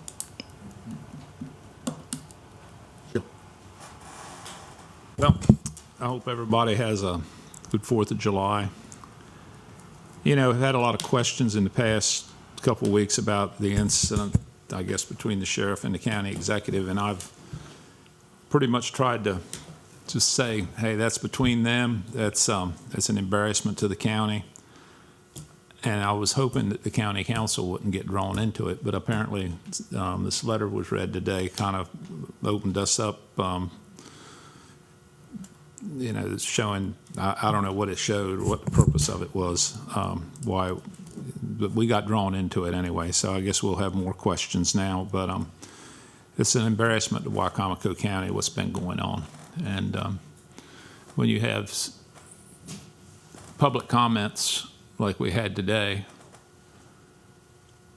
when that's the main topic, when there's so many other things that citizens of Wicomico County should be worried about or concerned about, and that's what we have. So I can't apologize to the citizens of the county because I didn't have nothing to do with it, but there's certainly a person that should be apologizing, and they haven't done that. So that's all I have. Jeff. I'd like to thank everybody for coming out today. Made some good points at the podium. I'm not going to belabor the point about the unfortunate news that we've all been aware of the past week. Inappropriate pictures on Facebook, and the one with the executive is not the only one. People in leadership positions, they need to do better. They just need to do better. If I was a developer, business owner, thinking of relocating or opening my business in Wicomico County, and I saw this news, I'd be concerned. If I was thinking of buying a home in Wicomico County, raising my children here, seeing this news, I would be concerned. We all know the mess that we fight every year in Annapolis. Next year's not going to be any different. I'm wondering how effective we're going to be able to fight that fight with this news. I've heard all kinds of stories of what's going on out of early voting. We're getting reports of campaign signs in places they shouldn't be. We're just having to pass that information along to the people that deal with that. We need to do better. We need to get better people. I was told by somebody over the weekend who's been in politics over 40 years. He said if this was 20 years ago, there would be immediate demands for resignation. But society's changed. We've changed, so we're not there. I hope everybody has a happy 4th of July. Be safe. There's going to be a lot going on. It's a big year, 250 years. This is a big one. So everybody just be safe, and it's a good time to spend with your family. That's what it's all about. That's all I got. Well, it's beautiful out today. You can definitely tell it's election season. And I don't know, I think this is a big topic, but Iran just, we just had a special deal with them, and hopefully we can bring the price of energy back down, and maybe we can see some sort of normalcy. But other than that, I'm pretty. Okay. Shifting gears just a little bit, as talked about with the AI centers, I appreciate the comments that were made. It is the wave of the future. And, I think it is wise for us to decide on how we are going to prepare for it. We certainly have the people in place in Wicomico County that can assist this council in trying to figure out a way to make everything work for the good of all. And I've read a lot of articles, too, about some of the concerns. I don't say it's in measure on the part of this council to do away with AI centers at all. I just think it's a need to evaluate it and try to see exactly how we can work with the future, because that's what this is going to represent. And I think you're very 100% correct. I think Wicomico County could easily be a target for something like this. It depends. It all depends on the power grids and things like that. So I'm not sure. I'm not experienced enough to know that. I certainly know it isn't going to be the best idea for me to suggest that some of the AI centers are using or considering using small modular nuclear reactors. I don't think that's going to build a lot of confidence for the people in the community, but I think it's a pretty nifty idea if they can figure out how to make it safe. They also say they're going to put them in orbit in outer space to cool them, to cool the AI centers in outer space. I'm not sure how that's going to happen either. Fortunately, we don't have to worry about that legislation. Unless we want to go, if I want to take a trip on a SpaceX, I don't know. But anyway, that's really all I have to say. I agree with Jeff. I really appreciate the comments that were made today. I thought it was very productive. Sorry to drag the internal auditor's report out for so long, but I think it warranted that type of discussion. So that being said, we have some more important issues to come up or discussions to have today. Entertain a motion from council to adjourn so that we can go into open work sessions. Second? Second. All those in favor say aye. Aye. Opposed? Meeting is adjourned. First item on the open work session agenda is the quarterly update from the Department of Public Works, Deputy Director of Public Works. We have with here to us today, Adam Corey. It's on this side. Wait a minute, where in the world? I already put it in there once today. Yeah, you did. Thank you.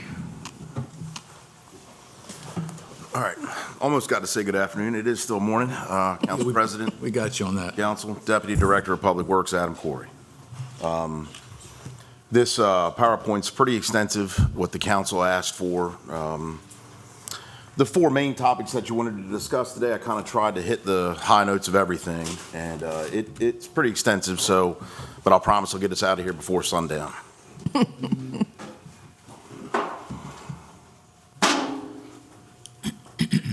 All right. We were able to get this spun up earlier today, so I think we're going to be just fine.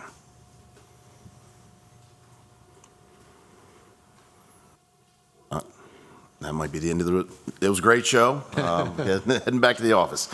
I don't know what's going, there we go. All right.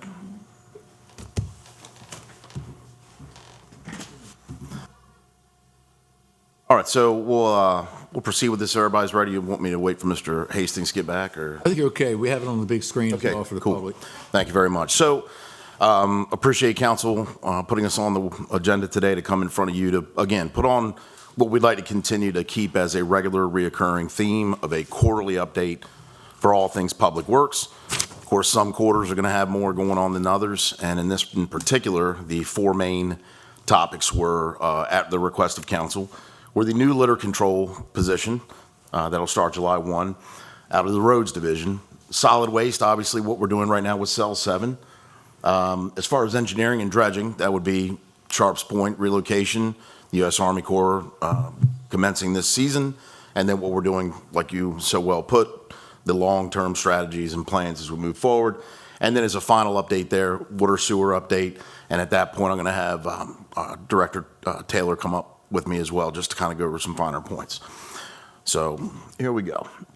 All right, first on the list is the new position starting July 1 in the roads division. This is the official title of the position. It is Community Litter Program Coordinator. And effectively, what this position is going to do is be responsible for coordinating and managing a comprehensive roadside litter collection program.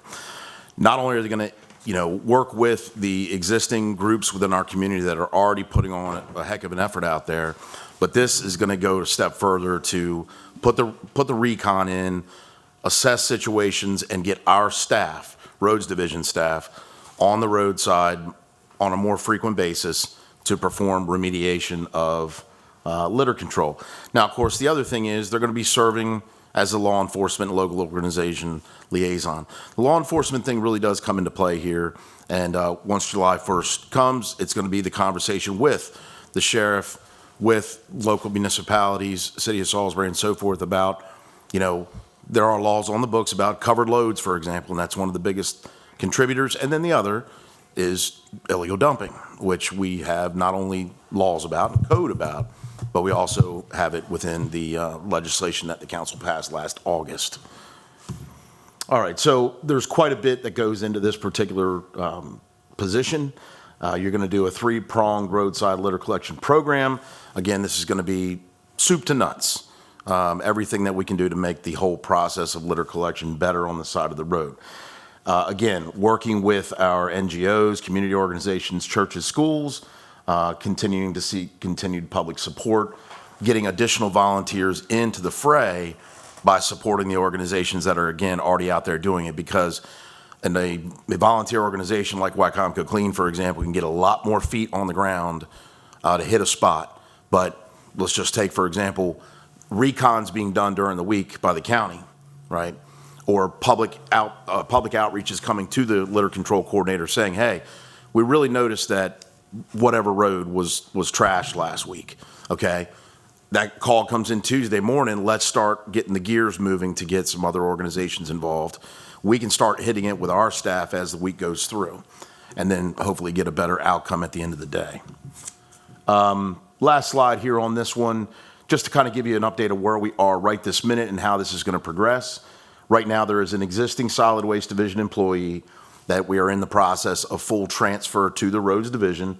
That'd be Ms. Jennifer Albero, who's going to assume this position on day one. We also have an existing full-time roads division employee who is currently performing daily roadside litter remediation, and that will continue with the supplement of additional part-time hires to conduct more robust roadside litter collection and recon. Those part-time hires, that funding increase was placed into roads division's budget that you just approved.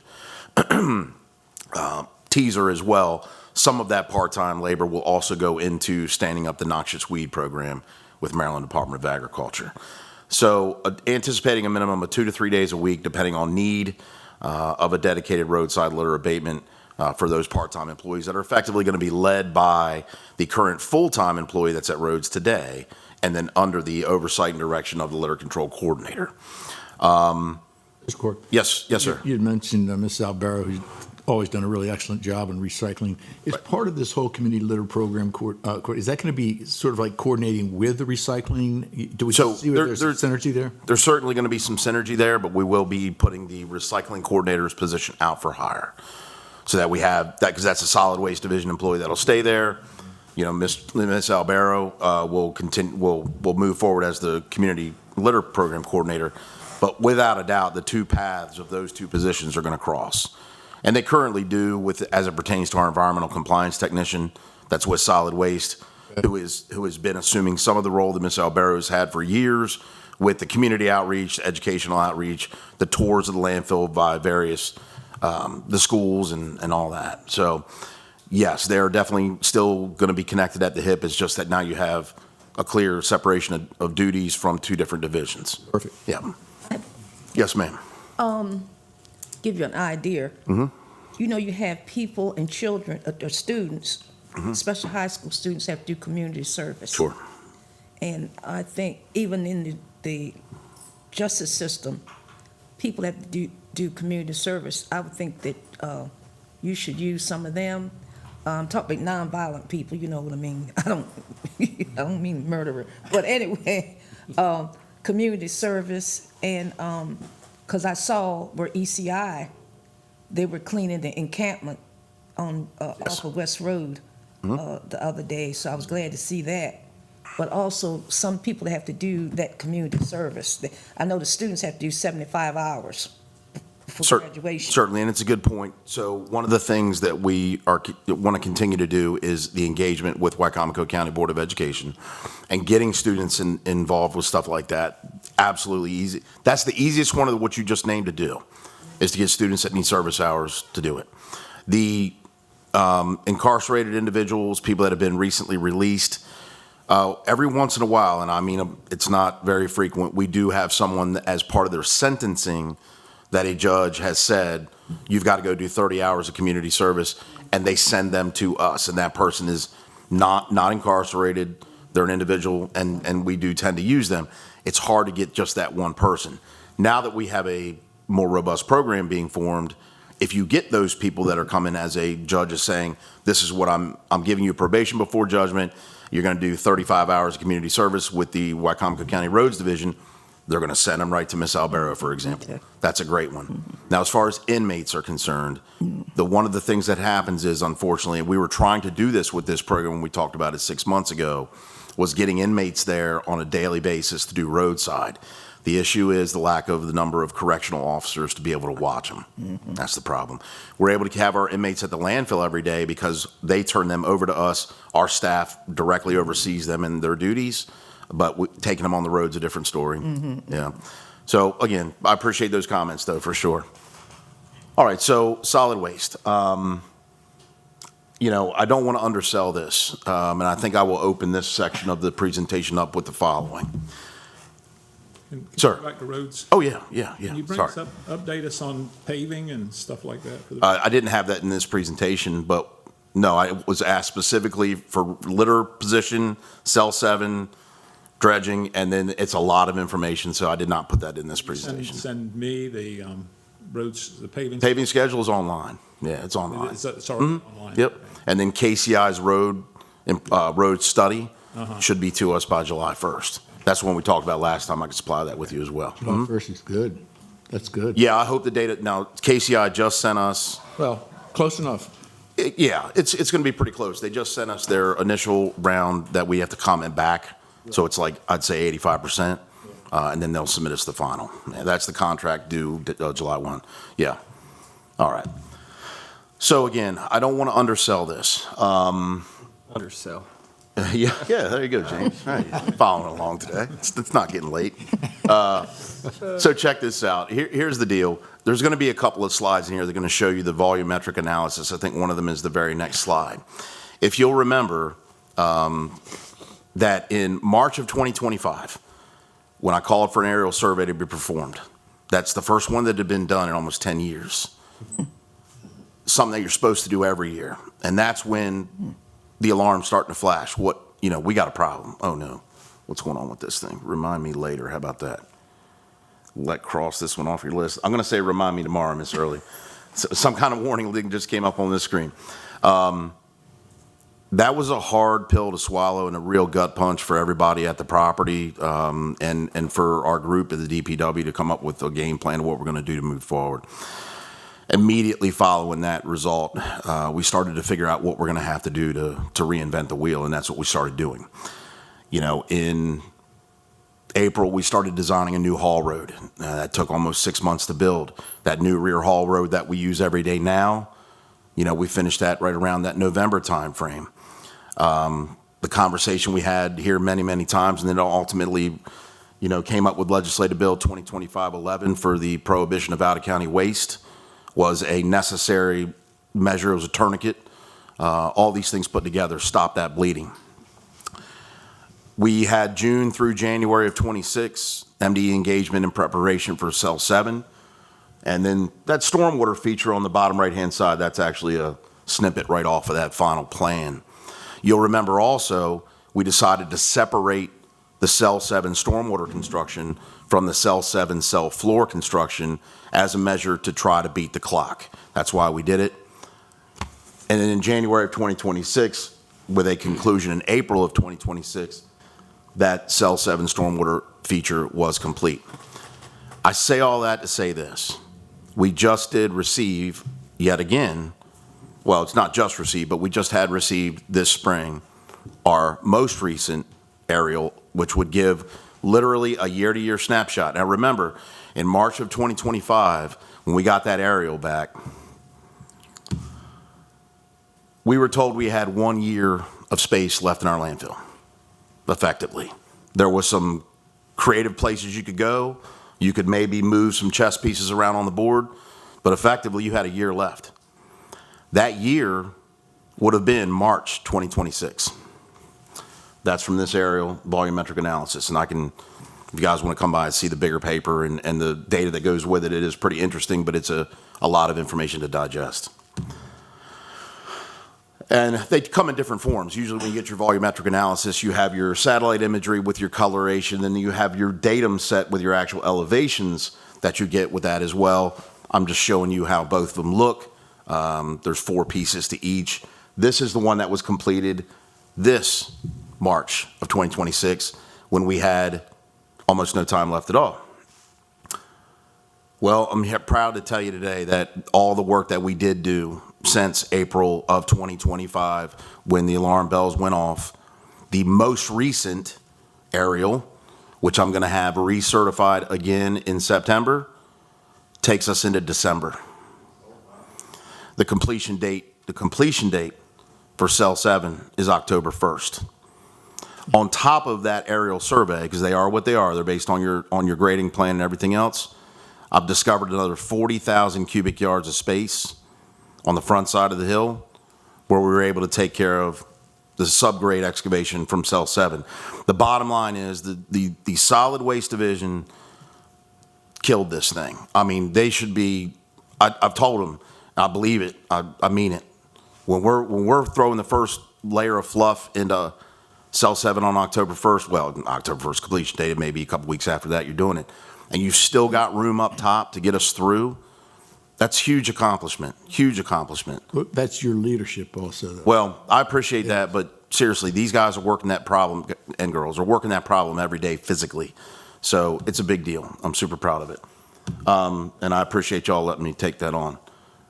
Cell 7, go ahead, sir. I don't know if you were there when the last cell was open.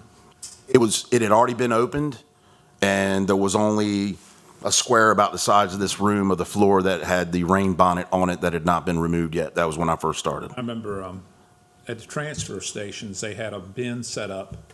Yes. That only trash. Fluff. Bin that was in bags. Correct. Is that what you're calling fluff? That's fluff. Okay. That's what has to go in the bottom of the cell first. I didn't know if it was, you said fluff, I didn't know if that was a special material. Nope, no, that's what it's referred to. It's just your softer municipal solid waste. So it's your kitchen bag. So you're going to do that again? You have to do it again, yep. So we'll do that after. So, and then our other trash, what the good point is when I make about the timeline, we still have the necessary amount of room now, based on all these measures we took, that the fluff layer it'll take time.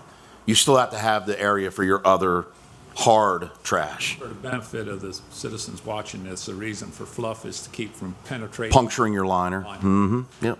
That's what I was told. Yes, sir, 100%. So cell 7 updates. This picture I took several weeks ago now, almost a month ago or more, when the upper portions of the existing grade of cell 7 were still intact. Here's one of the really cool things, and you might see it later on in one of the videos. Allen Myers needed a certain amount of tonnage of common fill and structural fill that met a specific geotechnical standard.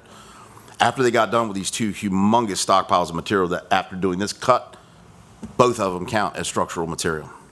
They both passed geotechnical analysis. That's lucky as it can be, really is. It means you don't have to import as much material as you wanted to, cost savings.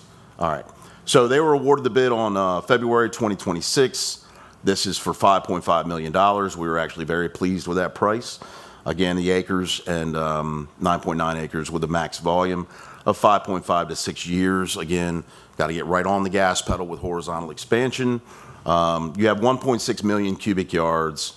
So effectively, you take 480,000 cubic yards of consumption every 24 months, and that's how you arrive at where you are and your tonnage trends. If I may interrupt, Mm-hmm. the 5.58 million was awarded, and what was the budgeted? I believe there was almost 10 million allotted for that. I was thinking it was 10 Yeah. million. Mm-hmm. So there's no other cost between So could you Between end that 5.5 and 10 million? Could you end up with change orders? Of course you could. Are you going to end up with $5 million worth of change orders? No. And like I just said, we had that much volume of material that was necessary that will not have to be imported. That's a big cost savings, and we'll talk about a little bit more here in a couple of minutes as well. Yeah. What's the difference in Allen Myers and our equipment? Is our equipment and Allen Myers equipment being used together in some places, or it's all just Allen Myers doing construction? So we'll certainly get into us being together on this. This is a team project, right? This is how you want to have a landfill project go. You need constant communication between your management, your first line supervisors, your crew leaders, and Allen Myers, because, yeah, they might be confined to the 9.9 acres of Cell 7, but everything they're doing impacts what we're doing on our hill. And I'm going to get to a slide here or two, an amendment that'll talk about waste excavation and another time saver and cost saver that we've already had realized blew us away because of that. Because of the collaboration between the two. Now, Allen Myers, and under their contract, they are the ones fully executing all of the construction of that landfill cell. But for example, in the waste excavation, which was just most recently completed, this is where we stand. This would have been a week and a half, 2 weeks ago. You can see dynamic compaction's already underway. Far left-hand side of the screen shows those two large stockpiles of material that were recovered from the top of the subgrade that met geotechnical spec. But if you see down in the far point of the picture towards Brick Hill Road, you can see those two 40-ton Volvo off-road trucks. Once Allen Myers started really cutting into their waistline, they're saying, can we get some of your trucks in here to start pulling this stuff out? It'll make the process faster. Then yes, we start throwing our equipment in there as well. So yeah, to answer your question there.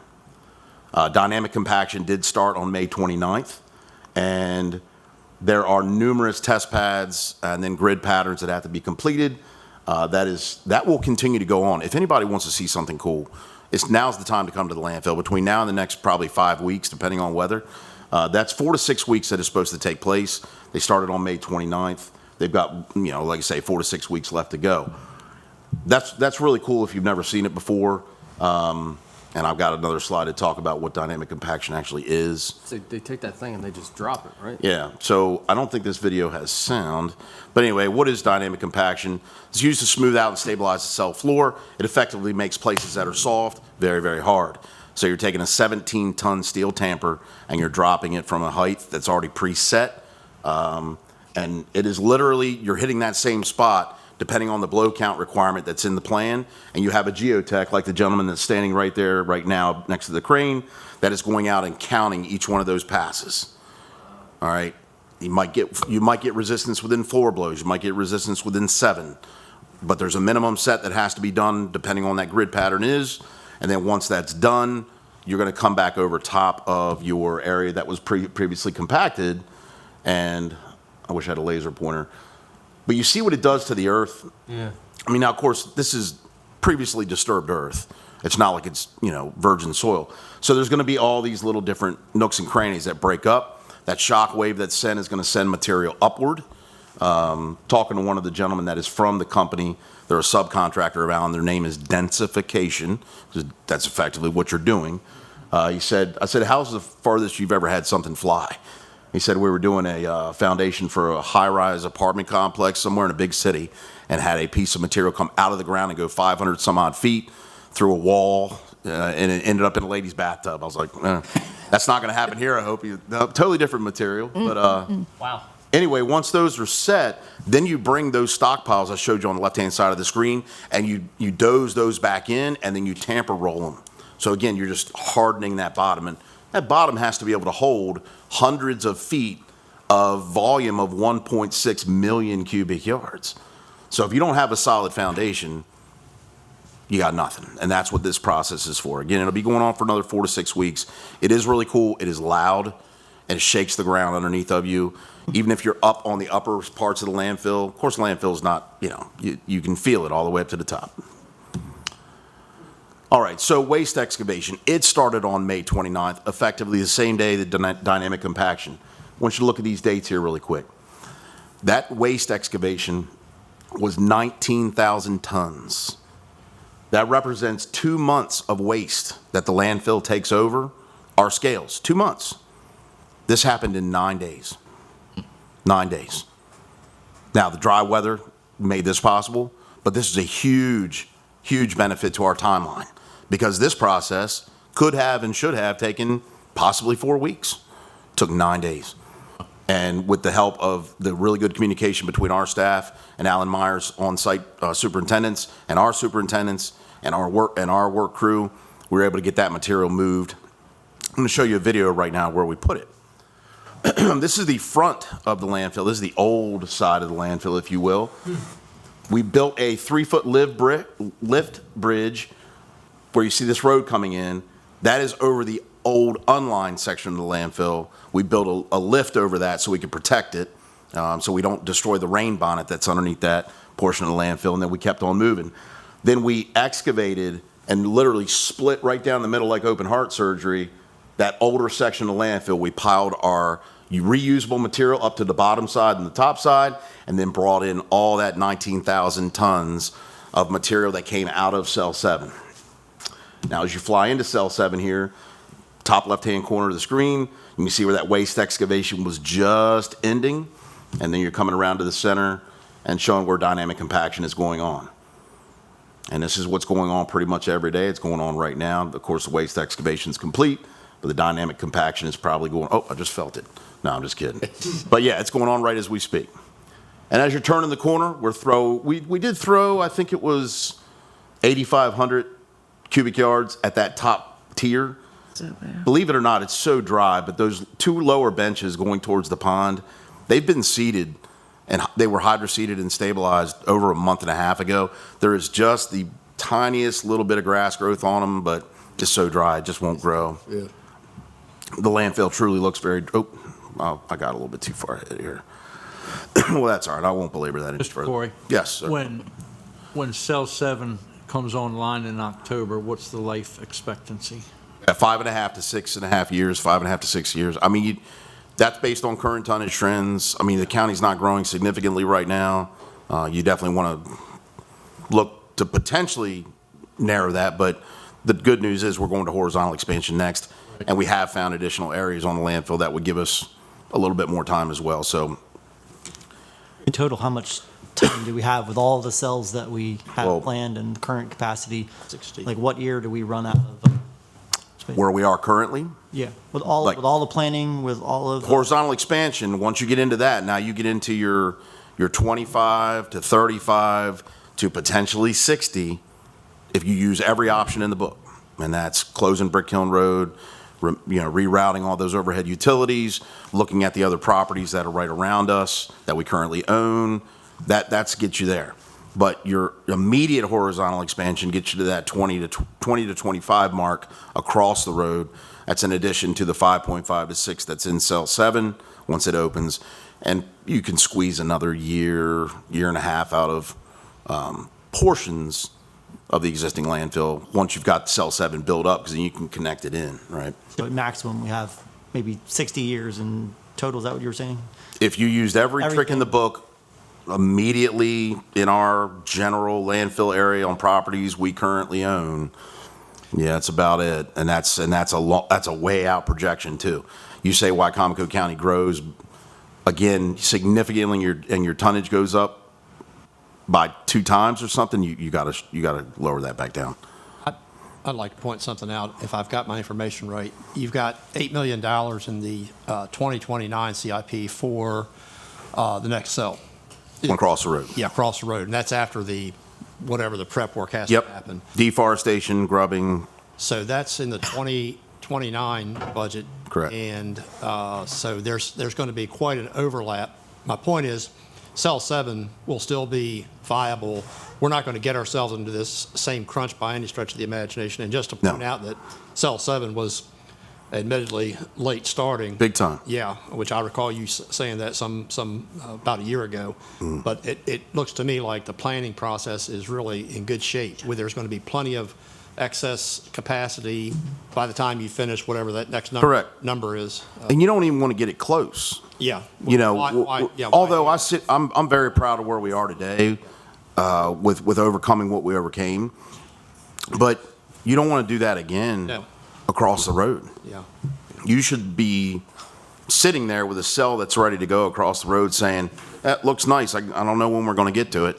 It's ready to take trash.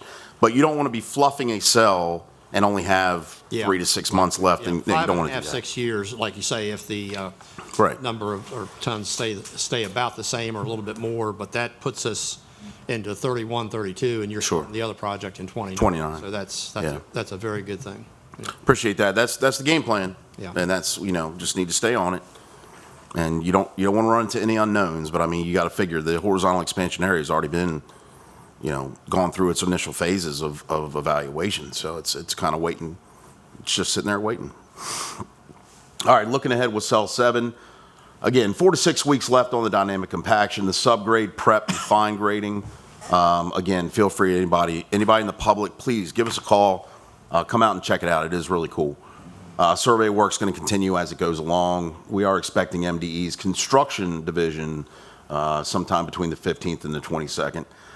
Clay liner, that'll begin on the week of the 22nd as well. So the clay liner goes on the subgrade after you've dynamically compacted. Liner installation will occur after that. You're probably looking at about a month and a half before any of that starts. And then leachate and gas system installations would be near about the last part. Again, substantial completion by contract is due August 17th, and then final completion by October 1. And right now, things look spectacular to be on that timeline. Get the liner on, it'll start raining, be pumping it off. Well, if the liner's on and you don't have any other trash making contact with anything, then it's not leachate. Yeah. Fortunately, we brought in a leachate frac tank, and we had our truck ready to, we have it in the contract to take 1 million gallons of leachate. During that waste excavation procedure I showed you on the previous slide, because we got it done in 9 days and it never rained, we didn't produce any leachate. So there's 1 million gallons of leachate hauling that was going to be in there that's not in there anymore. So again, time, and some cost savings. So anybody have any questions on cell 7? Are you going into dredging yet? Going to right now. Okay, well then, before you do that, I have a question. I'm either going to give you an opportunity or put you on the spot. Either one. The horizontal, or the power lines, I know there was talk about $14 million additional to put in that, and then it got taken out. So, but listening to some of the things you've mentioned, it sounded like to me, and I'm going to give you the opportunity, is there a very large additional cost proceeding with the expansion without doing the power line project? And is there going to be loss of space by not doing it? So the answer in theory is yes to both of those questions. Because if you don't take the power lines out now, all right, and I'm not saying we have to, this is just bantering this back and forth with council and the budgeting and finance for 1.5 years or more now, it's come to the conclusion that it's for what we need now versus what our financial outlook is and how much it's going to cost to move forward with horizontal expansion, not taking out the power lines. Now, to get back to where, you and I have had many long conversations about where we're at with time. Josh just asked about it for future, how much do we have? You'll never get to that maximum extent unless you get rid of those power lines, because you effectively have this going down Brick Hill Road. Until you close the middle, you're never going to get all your space. The additional cost of building cells across the road doesn't change significantly versus what it were if you close Brick Hill or not. The construction of a cell is a construction of a cell. It's now you've got to put in additional infrastructure across the road. New scale house. You're going to have leachate systems and collection over here anyway, on the other side of Brick Hill in the forest where we're at now. But it has to be almost self-sufficient. Right. So are you adding additional costs to construction by not taking the power lines out now? The answer is absolutely yes. Is it a pill we're willing to swallow, knowing where we stand with the looming, because the $14 million estimate was an estimate from many years ago. I mean, it was at least 3.5, 4 years ago. Well, I want to say something like that, and that it's gone up. So Do we want to take the bite out of the apple now or later is the Yeah, question. the price tag of the horizontal expansion is already kind of a bitter pill, but it's got to happen. It does. And from my part, even as much as that is, Right. to not do that part of it now, you just said it. That's an estimate for some years ago. So whatever it is now, it's going to be even more later. And it sounds to me like it's almost inevitable because you're not going to want to give up the ability to use all that space. And so, even though I've harangued about, that large capital, Yeah. it's inevitable. And not to be frivolous, it's going to be some other councils besides ours. But I would just encourage whomever in management to take another look at that and consider that because it's only going to get worse. It's going to cost more money in the short term, to your point. And I just wanted to make that point. I appreciate that. We'll continue to talk about it, no doubt about it. Again, if you want to realize the space you have to close that road. There's no doubt. I mean, it just doesn't make any sense to not have that in your long-term plan. It's just a question, again, if we want to bite that apple now or later. But there's definitely more conversations to be had about it. Check to make sure they've got the proper right-of-way. To be able to move it, that they're there legally now. I will certainly check. I Seriously. haven't thought about it. Years ago, they just put them anywhere. Put them anywhere. Without having easements. I mean, We'll definitely I ran look. into that a long time ago with a friend of mine worked for DP&L, and he was telling me about Just put them up. He said they went to a farm, and come to find out, DP&L didn't have the easement to begin with. So anyway, you might want to check. Well, if that's the case, then just, move it on their own dime, I guess. All right, we'll take a look at that. Things happened years and years ago, a lot different than they have. Sure. All right, so I think we kicked that last slide pretty good. All right, so let's get into where we stand with our dredging project. Obviously, everybody, just for a little bit of reiteration, I don't want to make this too long, but, it's broken into 3 cycles for the upper with that proper rotation, but, question is, where does it all go? So you remember that in 2025, we had Sharps Point, the first phase of the relocation to be able to get to that goal for the U.S. Army Corps, and this required the removal of 100,000 cubic yards. We moved that over to the Allen Convenience Center. Soon after, into March of 2026, you'll remember this is actually pretty awesome. We were able to get the Maryland Department of Natural Resources Forestry Division to give us a hand with a prescribed burn. They were all too happy to help with it. One of the things about this, it was, could you truly see what kind of space you had when you had, 10, 12 foot tall, matted down Phragmites, and you didn't know where the bottom of your cell floor was in some of these other cells that hadn't been touched in years and years. And we did this prescribed burn, and it was amazing to see. I do want to play a video really quick. This was cell 3. They lit it on one side, and it was all the way through the cell in 2.45 minutes. And it was a 7-acre cell. That's how fast that fire went. Pretty amazing. Was that like during the burn ban? Yeah, it was just last week, James. No, I'm just kidding. No. We would definitely not do this today. It is way too dry. When this took place, we were watching the weather like hawks with DNR's assistance. So, all right. So there is a pretty good. This is from one of the aerials that we did. Now, phase 2 we're in right now. That's where Lindstrom Excavation has been awarded to remove 120,000 cubic yards. The kind of top center cell is cell 3. They had to make a cut into the middle of that for water passage so we can get back to our decant cells, which are the cells that are furthest towards the back on what I call the ham bone. And then cell 2, which is up there pretty close. Cell 4 in that corner to the far left on the bottom, that was the one that was just recently done by Chesapeake Turf with the removal of 100,000 cubic yards. So well underway. And we were pleased with the price tag on that as well.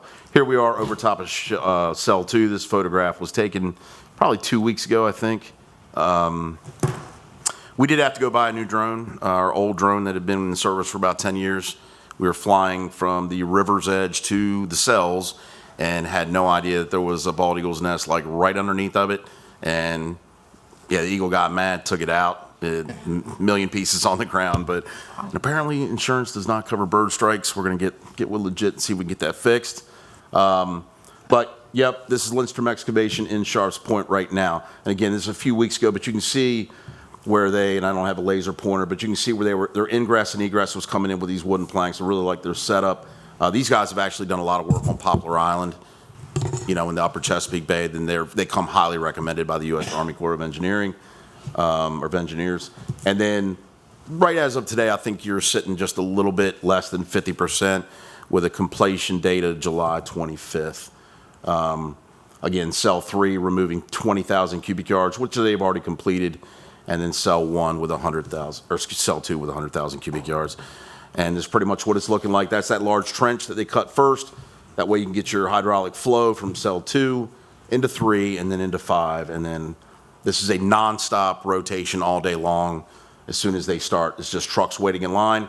It's like a McDonald's. They got window 1, window 2. As soon as that truck gets loaded, the next one comes down, and they're loading 2 trucks at a time all day long. This gentleman has every dump truck company in the region working for him. It's a laundry list. So they're really, really doing well. And where is it going? That is going right here. Great question. So we decided this time to take the property that the county owns right in front of the Webster building and right behind the Maryland Food Bank and all. We own that whole campus, if you will. So that's a 5-acre NOI that we did there that will hold that 120,000 cubic yards. And then as you can see in the background, what better than to have roadways going right to other accessible areas for our crews to be able to utilize them, whether that is for, go ahead, Mr. Merritt. Will that hold the entire 120? Oh, yeah. Well, absolutely, yeah. The one at Allen was the identical size, and it held it. Yeah.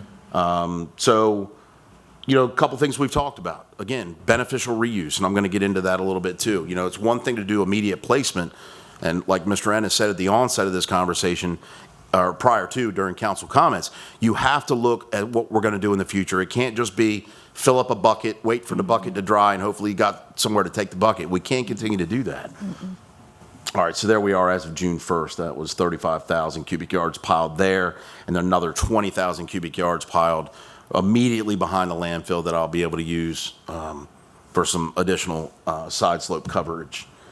But anyway, with all of this being done, and we did another March 2026 survey for the Army Corps, they asked for 300,000 cubic yards targeted so they could dredge this year.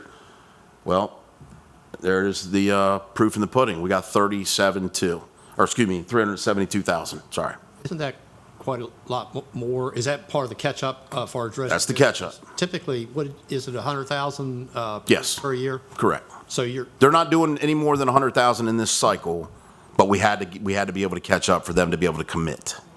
Yeah. If everybody understands what I mean by that. Yeah.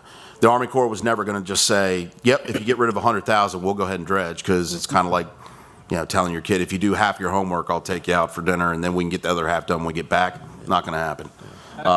How's Cooper Road going to fit into all this whole picture? So, sure. Cooper Road, appreciate the council passing that resolution today. Cooper Road, again, that's the property we're surplusing. That's the older dredge site that's on the river that's no longer of use to us.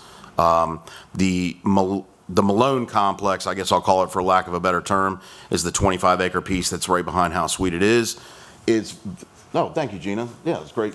Perfect timing. It's on it too. All right, so, whoops.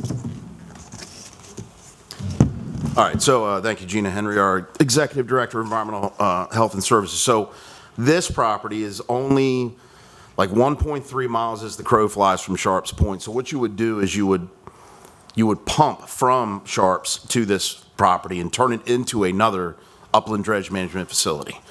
That's exactly what you would do. Now, can it hold as much as Sharps Point? No, obviously Sharps Point's over 60 acres, but again, it's another strategy. All right, so let's talk about the future. I think you remember we've had members of the GIS team under Tracy's charge in here before, talking about looking at mapping strategies for where we can go in the future with dredging sites that can be used for immediate placement and for upland storage as well. But immediate placement, beneficial reuse is really where we need to go. That's where everybody that's in the dredging business is looking to do. all along the seaboard. So this is some preliminary mapping. I know it's a little bit hard to read, but we do have our dredge sites identified already. Those are the ones that are red. And you can see there's just a few of them located there. The biggest one over there is Sharps Point, up there just to the northwest of Fruitland. And then there's all the little ones down there, like the little one towards Red Roost. There's two little smaller ones just south of that on the river. You got Bivalve over there on the other side, Nanacoke, or Cedar Hill, excuse me. But there's area out there for marsh restoration, and that's what we're really looking at. Again, we've been up here for the acceptance, or not the acceptance, but at least the idea of the grant that we applied for, Miss Lori Carter, our grants administrator, for the Roots to Resilience program. That's the tag that there at the bottom. This is for, we applied for almost $12 million worth of grant funding to be able to get design and sites set up. And then Ducks Unlimited will be the kind of the driving force behind the identification of them and the U.S. Fish and Wildlife Service of the marshes that we could most benefit with immediate beneficial placement of dredging material.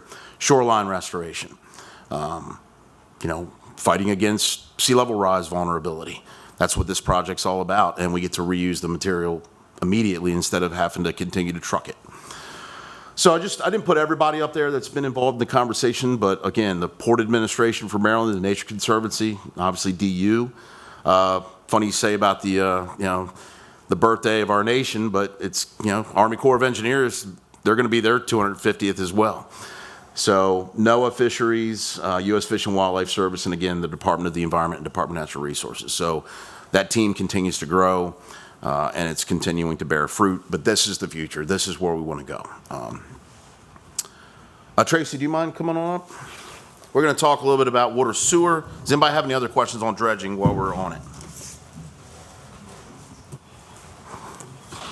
Just real quick, just want to say I applaud that effort as a person who's worked in conservation for years. I know this is the Roots for Resilience, the DNR program, as well as the Marshes for Tomorrow, broader effort. But all of these things combined could be really great for restoration of species, because we've seen an incredible drop in the amount of species that we've had. So Nature Conservancy's done an awesome job at that. But Ducks Unlimited, we've got a litany of groups here on the Eastern Shore. So I appreciate any involvement into that, and continue to work on that direction is much appreciated. Thank you. Yeah, we appreciate that, and it's exciting. It's great conversations, and we've separated things into the upper and lower sub working groups, and the Nanacoke work group. It just continues to grow and gain momentum. And the rest of the country, I should say, is looking at what we're doing here on the Eastern Shore. It's awesome. Yeah, we're really happy about it. Go ahead. Sorry. Tracy Taylor, Planning Director, Wicomico County. I asked Tracy to come join us this afternoon for this part of the presentation, and I promise I've only got like 80 more slides, so just bear with me here. But I wanted her to come up because, Tracy and her department is instrumental in the development of the comp plan, and we are constantly collaborating with each other with everything water and sewer that we're looking at in this county. And really, honestly, as she as the keeper of the maps, as it were, none of this is going to get done without the team that's with planning and zoning looking at, everything we have to do. So the council asked for an update on where we stand with the water sewer comp plan and just some general water sewer concepts.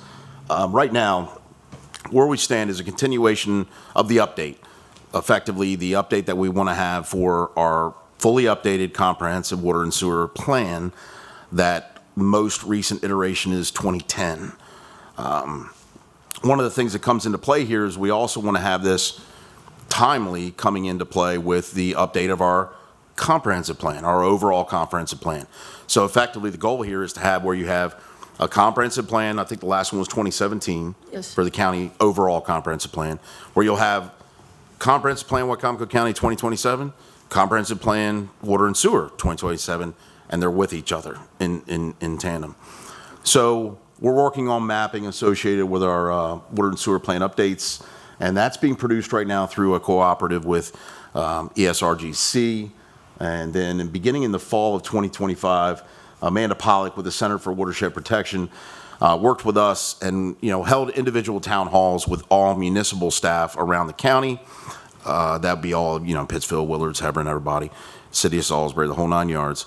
And then we offered a $5,000 cost share memorandum of understanding with each municipality so that they could utilize, we put some skin in their game, if you will, to be able to say, hey, here's $5,000, throw that at your costs of preliminary engineering that you need. Because one of the main things about the comprehensive water and sewer plan update is we need to know where the municipalities want to go, right? What are their needs in their growth areas? What is their mapping looking like? So we've thrown that out there, and we're starting to get responses back on what kind of information they want.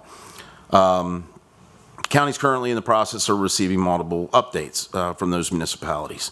And then again, we are probably going to have, well, it's our anticipation to have the draft water sewer plan ready for local and state review and comment, again, late fall, winter of this coming.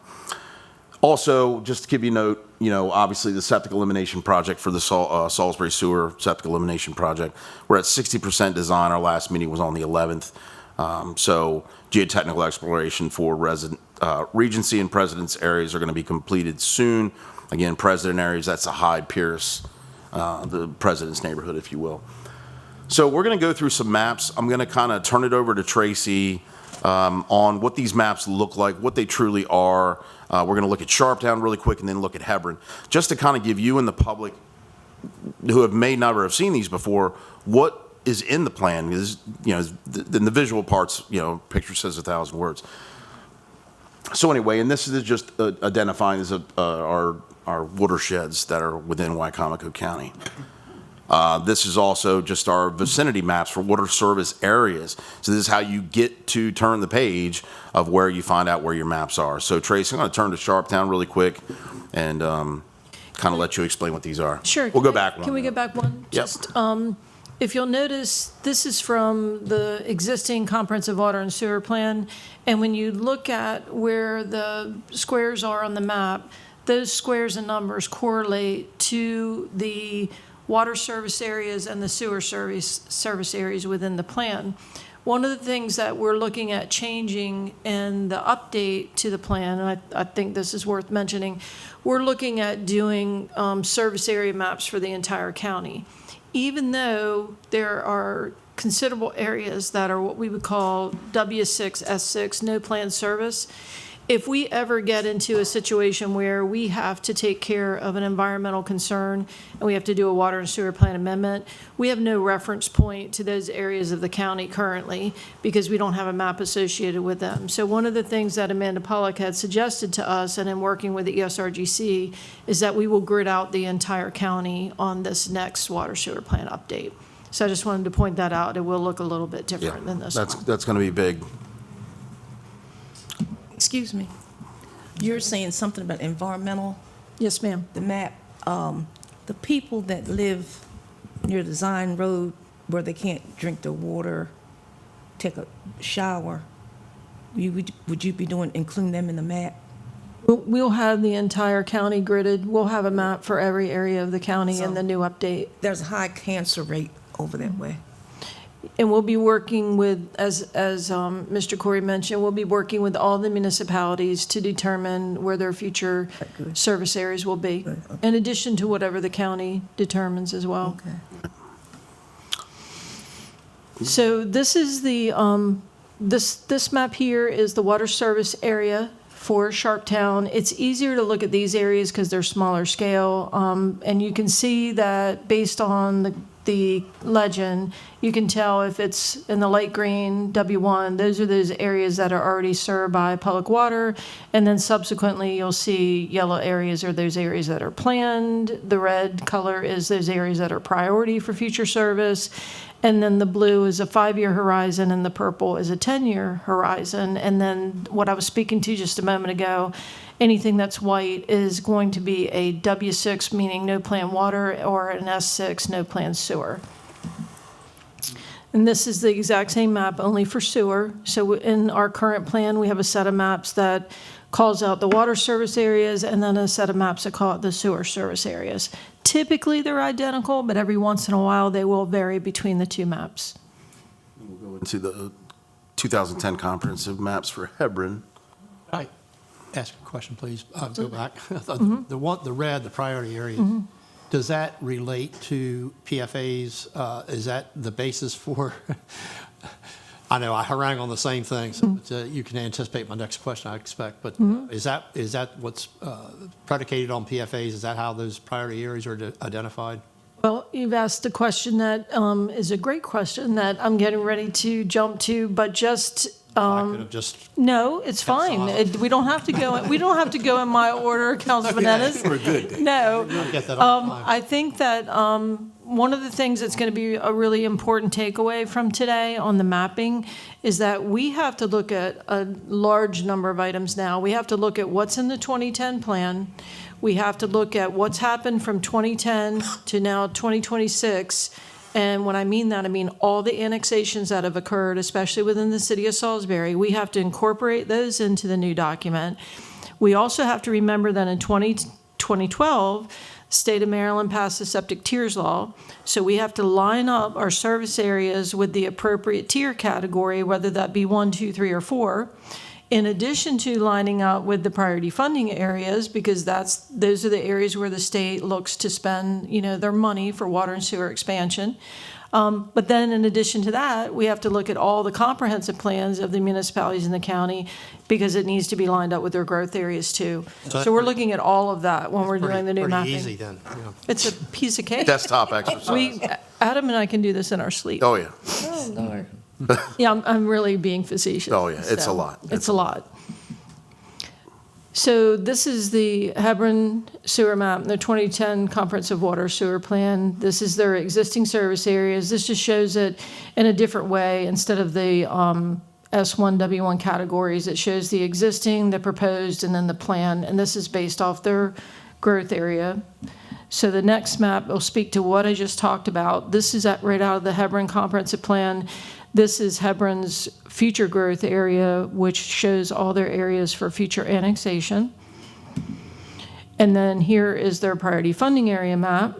Everything that is in yellow is a PFA with state concurrence, but everything that's in green is something that the local jurisdiction certified, but the state did not concur, so therefore it's called a priority funding area comment area, PFA comment area, which has to go through an additional process. One of the things that we're going to be working on, extensively in the comprehensive plan update, as well as the comprehensive water and sewer plan update, is trying to rid as many PFA comment areas as we possibly can.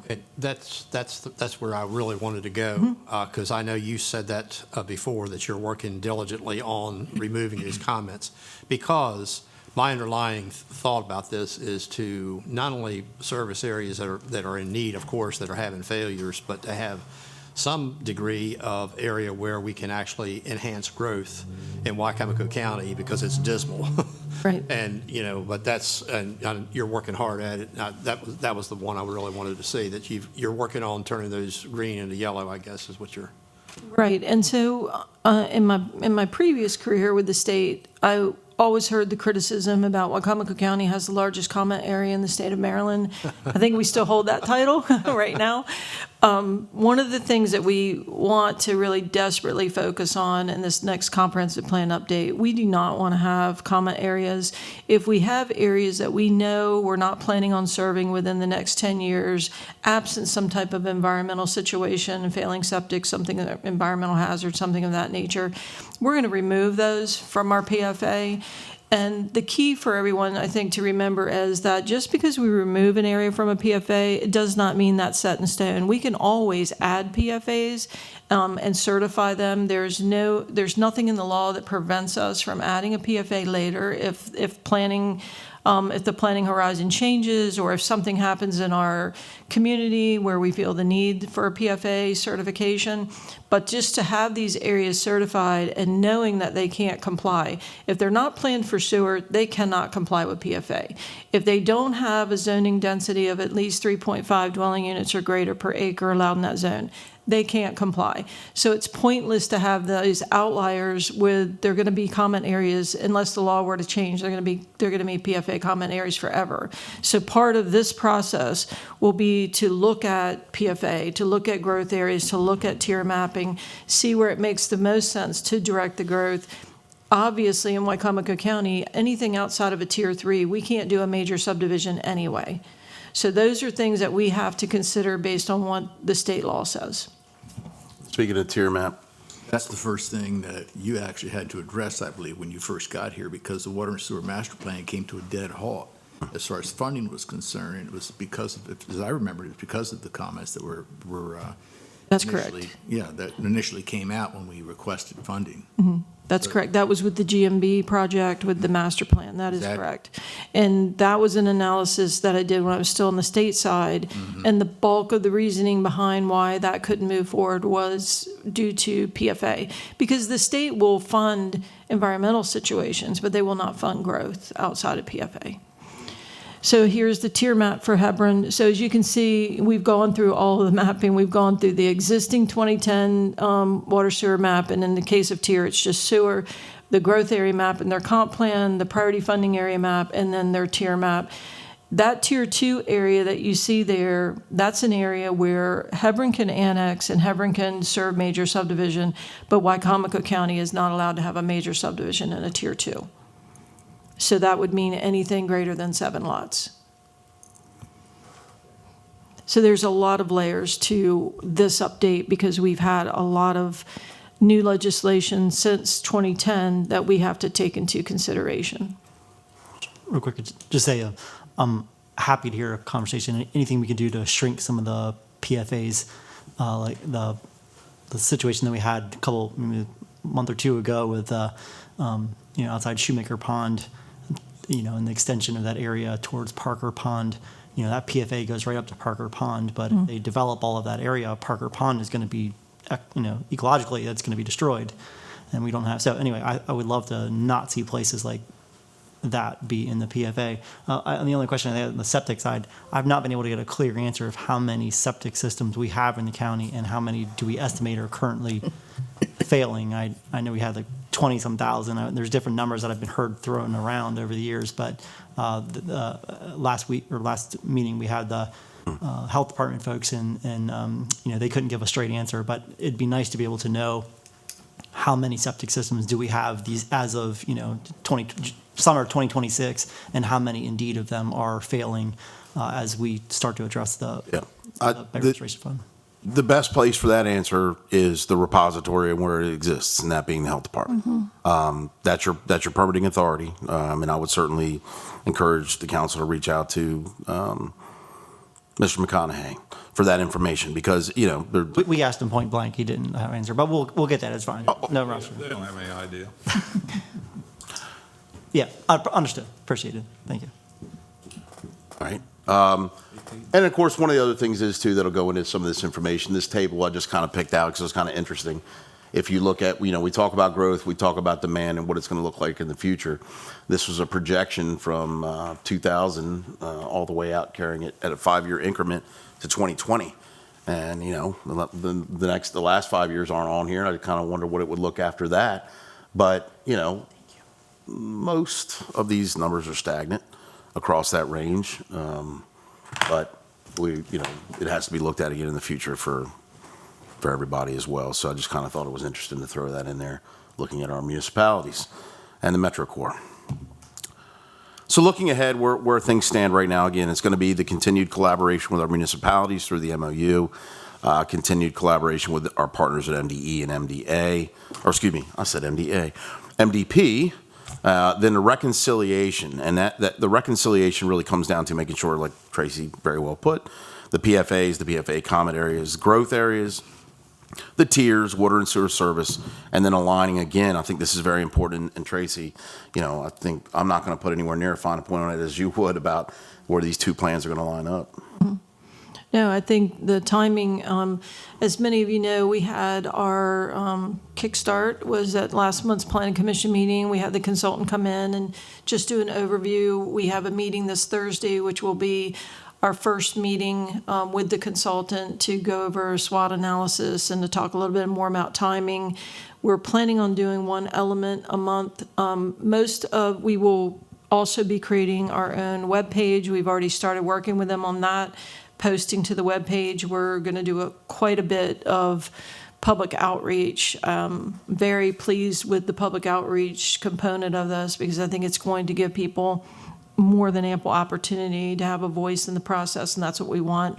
I've already started holding, as requested, individual meetings with stakeholders, talking about some of the ideas that they have. And the Planning Commission meetings, for the most part, will be work sessions. Some of them will be public comment related, but some of them won't be because obviously we need that time to be able to work on the plan. But we will have opportunities before the Planning Commission for public comment as well. I anticipate we will be wrapping up the plan in this late spring of 2027, but we will have the land use element solidified in conjunction with the comprehensive water and sewer plan way before then, probably right about the same time at the end of this calendar year. And then we will start to go into next fiscal year looking at the comprehensive rezoning. Because you can update the comprehensive plan, you can update the comprehensive water and sewer plan, but if you don't update the zoning ordinance, none of it is realized on the ground. We will still be dealing with an outdated zoning ordinance. Where is the town of Pittsville on their expansion? Is there anything as far as their septic? Oh, their wastewater treatment plant? Yeah. Yeah. So, we did the PER with the gracious idea from Pittsville of they would be able to, when they got upgrade, would accept 50,000 gallons per day so we can connect, Parsonsburg, the rural village of Parsonsburg. So I believe the best course of action at this point is, again, to have a joint application for state funding instead of individual, because the individual SRF funding they went for did not get funded. Yeah, did not get funded. I think it's coming down to funding. The last meeting that we had with representatives from the federal government, I think and Gina was there as well, I think they said it was in the ballpark of $20 to $22 million to upgrade that plant. And that's with an expansion. That's not just upgraded for present use, right? A slight expansion. But now 50,000 gallon. Oh, yeah, that was in the original plan. Yeah, to have that there, which again only it accommodates. It would accommodate on paper Parsonsburg plus 10% of any existing property within the rural village limits that's not improved. So in other words, that's not happening right now. No, sir. All right. No, it's out there on the drawing board and ready to be reinvigorated if and when it can be.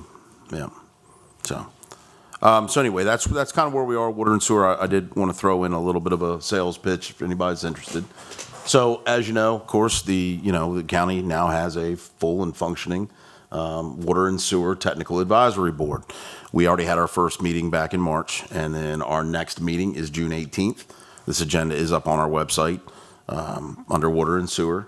And there's some good items we're going to look at there. It takes place at 6 p.m. on Thursday night, right over here in room 300. And so we don't have any public comment period or anything like that, but we have had a couple of members of the public show up to the last meeting just to kind of listen in. So we'd certainly like anybody that's interested to come on out. Schedule on our calendar. Sure. Is there a plan for just having folks comment at the end, just give their? We have not done that yet. No, we've just set the agenda like this. Just goes to adjournment. I mean, we can certainly consider it in the future. We haven't had public comment or anything like that into our agenda. Certainly, also we're always available for taking questions or sending an email to the DPW to see what we can help you with. Yep. So that's about it, folks. We really appreciate that. Yeah. I tell you, with all the issues that we're fielding in Wicomico County right now, I think very clearly all our constituents really have to do is to look at the work that you two are doing to recognize just how successfully we're moving forward in Wicomico County. Thank you. You always have excellent presentation, and the work you're doing is phenomenal. Thank you all very much. Yeah, and you hit the ground running, both of you, right? Yeah. We did. Yeah, we did. Almost at the same time. Yep. He beat me by a couple months. Fantastic. Great. Thank you very much. All right. Thank you, folks. Thank you. Thanks. I don't know if it's Steve. Yeah. Good. So the next item on the agenda Is lunch. Next item on the agenda, we have the Maryland Association of Counties who are here to meet with us. Privileged to have you here. Joe, take care. Thanks a lot, Joe. Thanks for arranging a beautiful day to visit. Yeah, well, it was difficult, Michael. Is it nice outside? I don't really have a lot of those good connections if we get, You did well then. yeah. All right. It's a pleasure having you here. If you could just announce for the record and for the public, your name, your position, that'd be wonderful. We know who you are.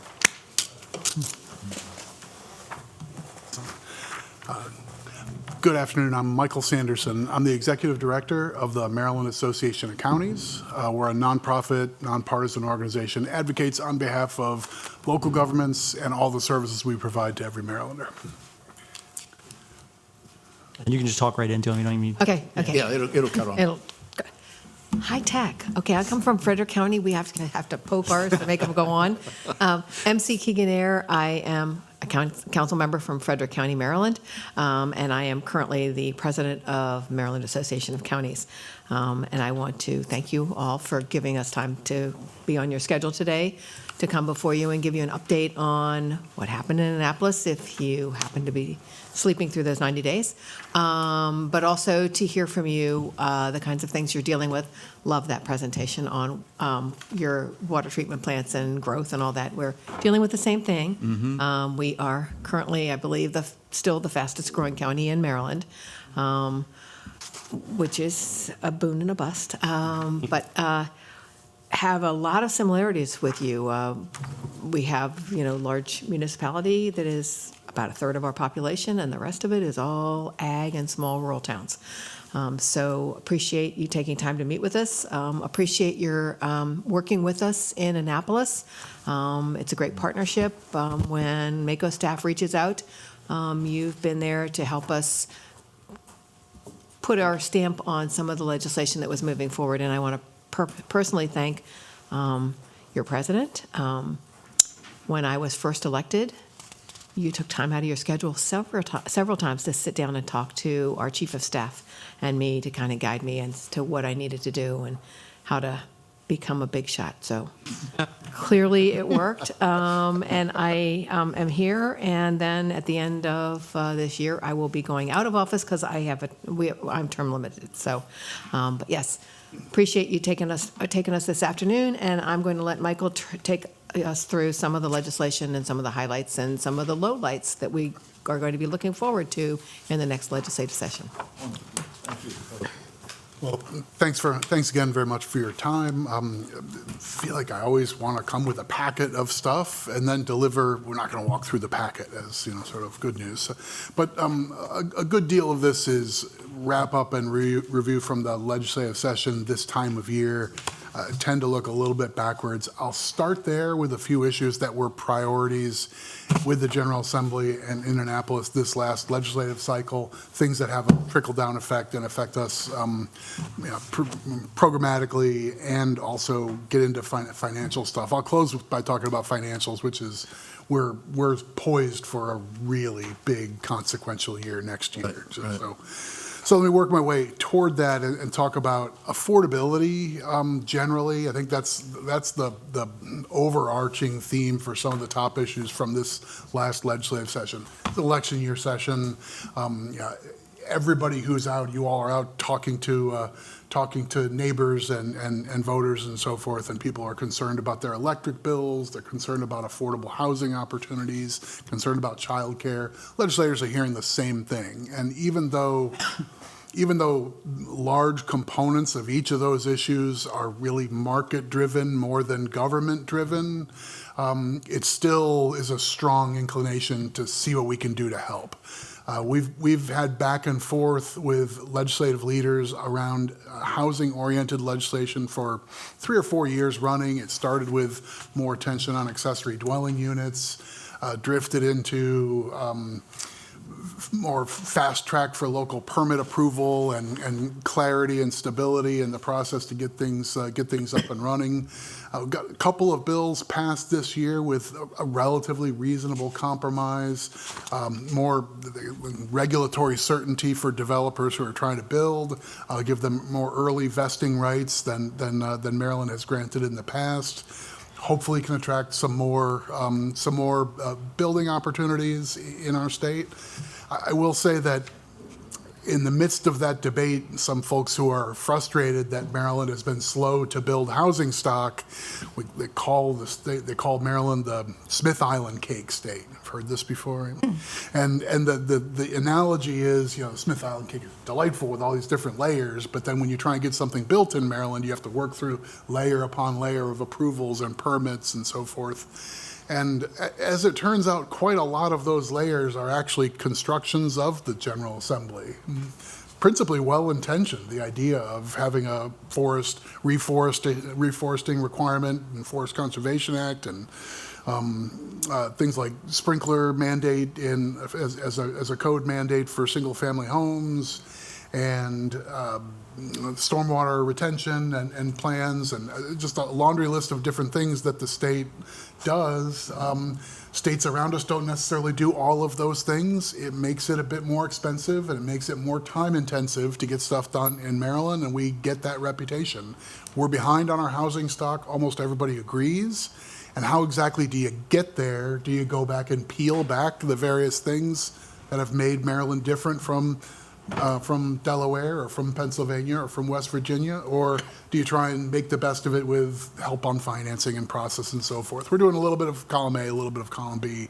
Ended up coming out of this session with some compromises rather than getting completely rolled over.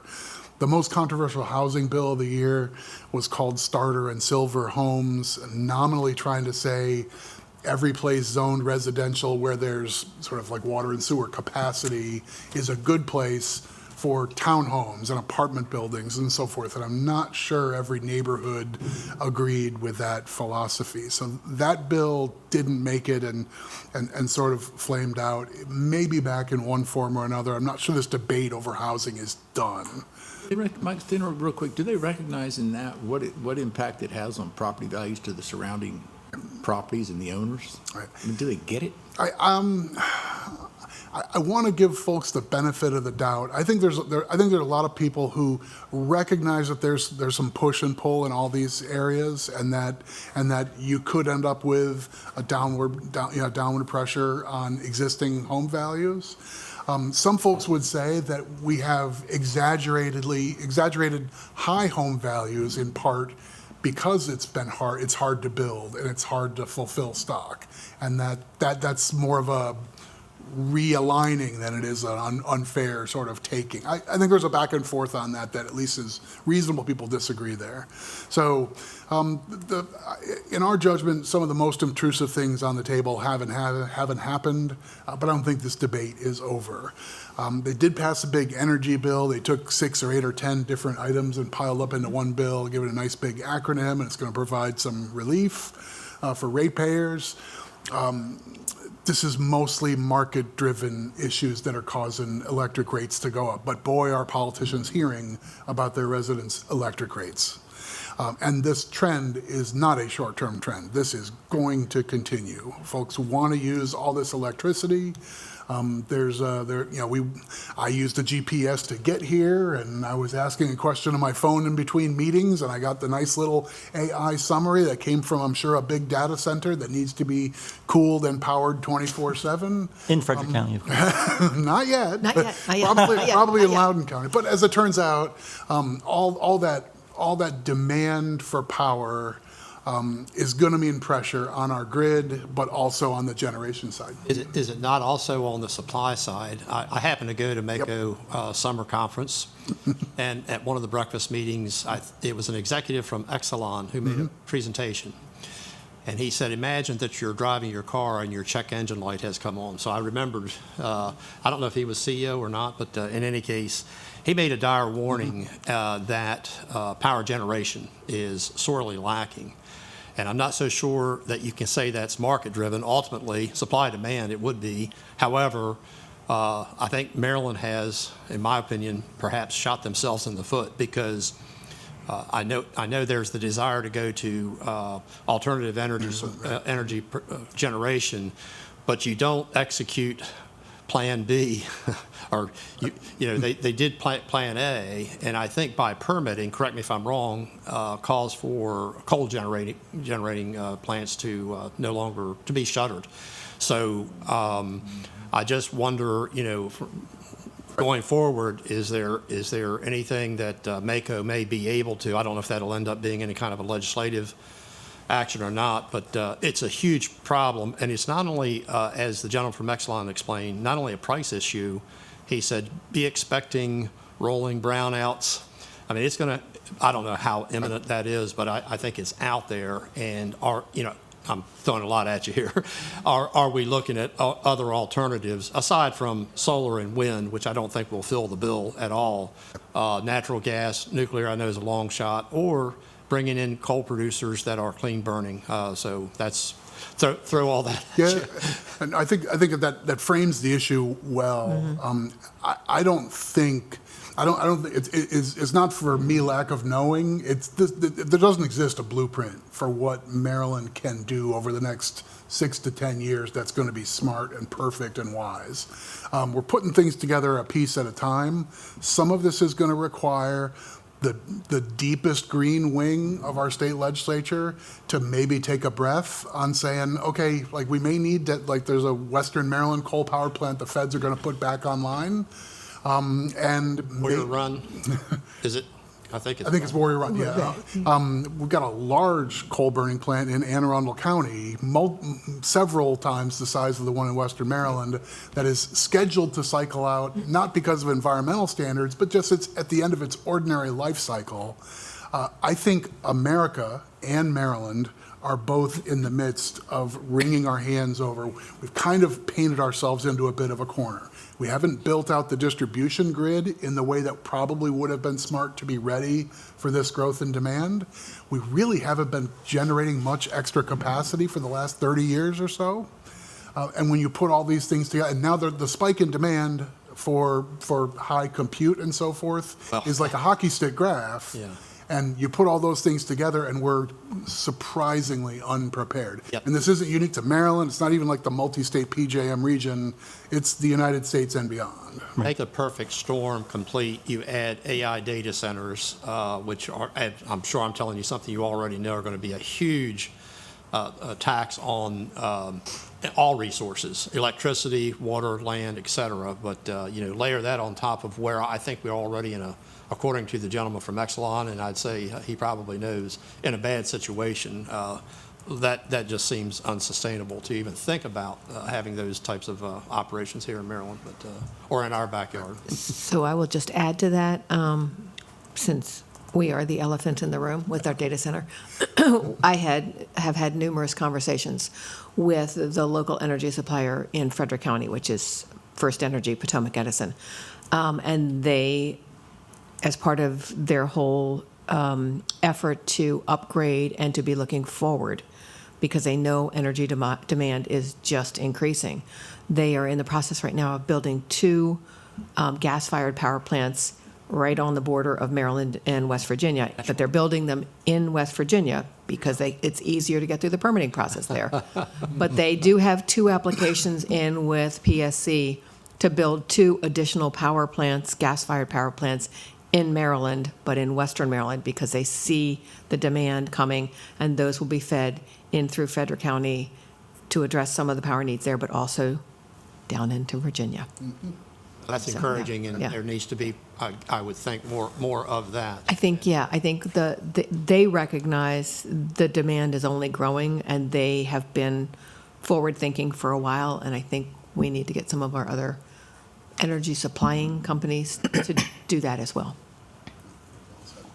So that's an issue that, like, every single thing we just had in this little colloquy is going to remain a present and significant issue.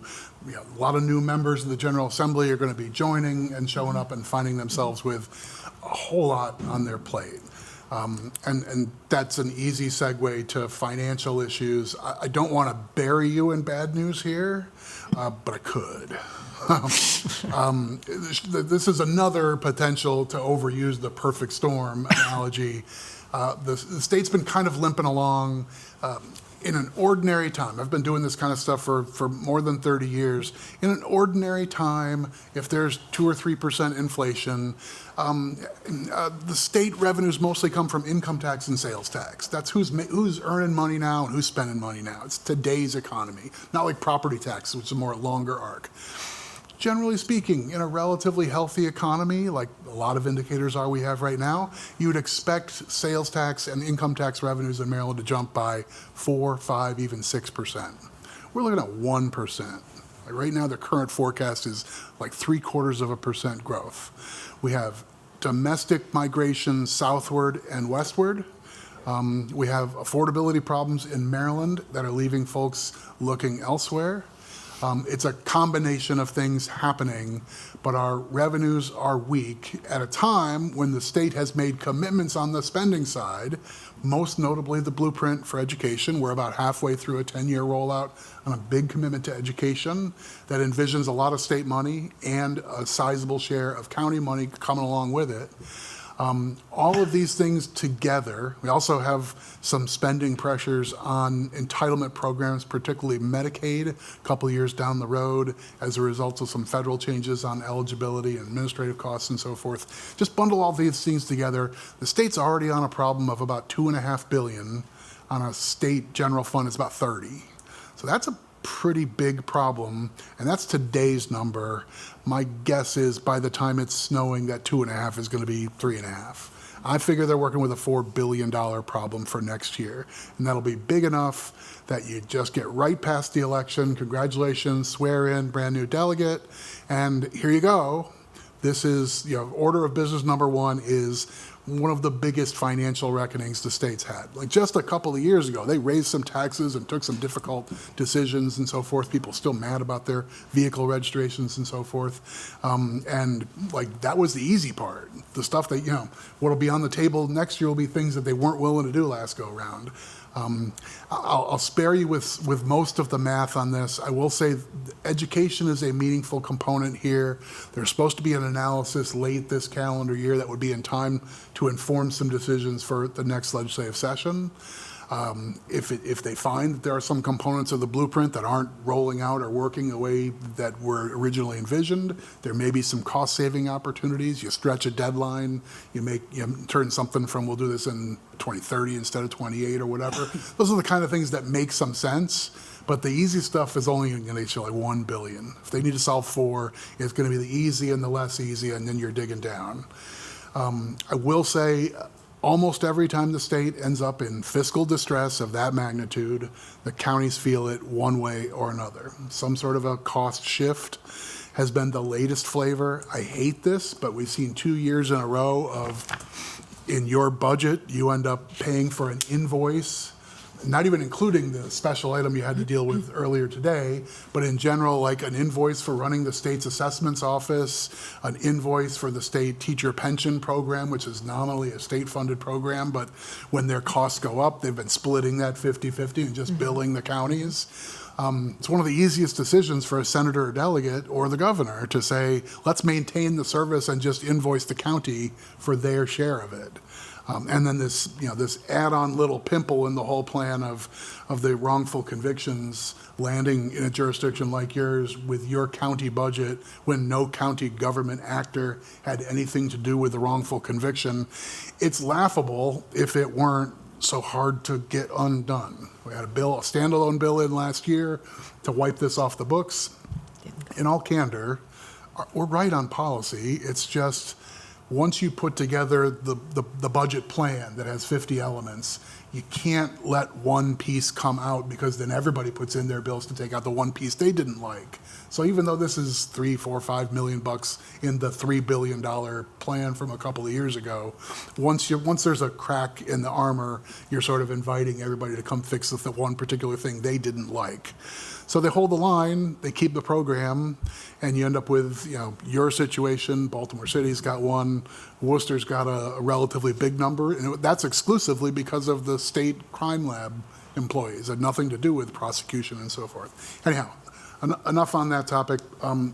Budget stuff is going to be frustrating, and it's going to be the triple reverse degree of difficulty dive in next legislative session.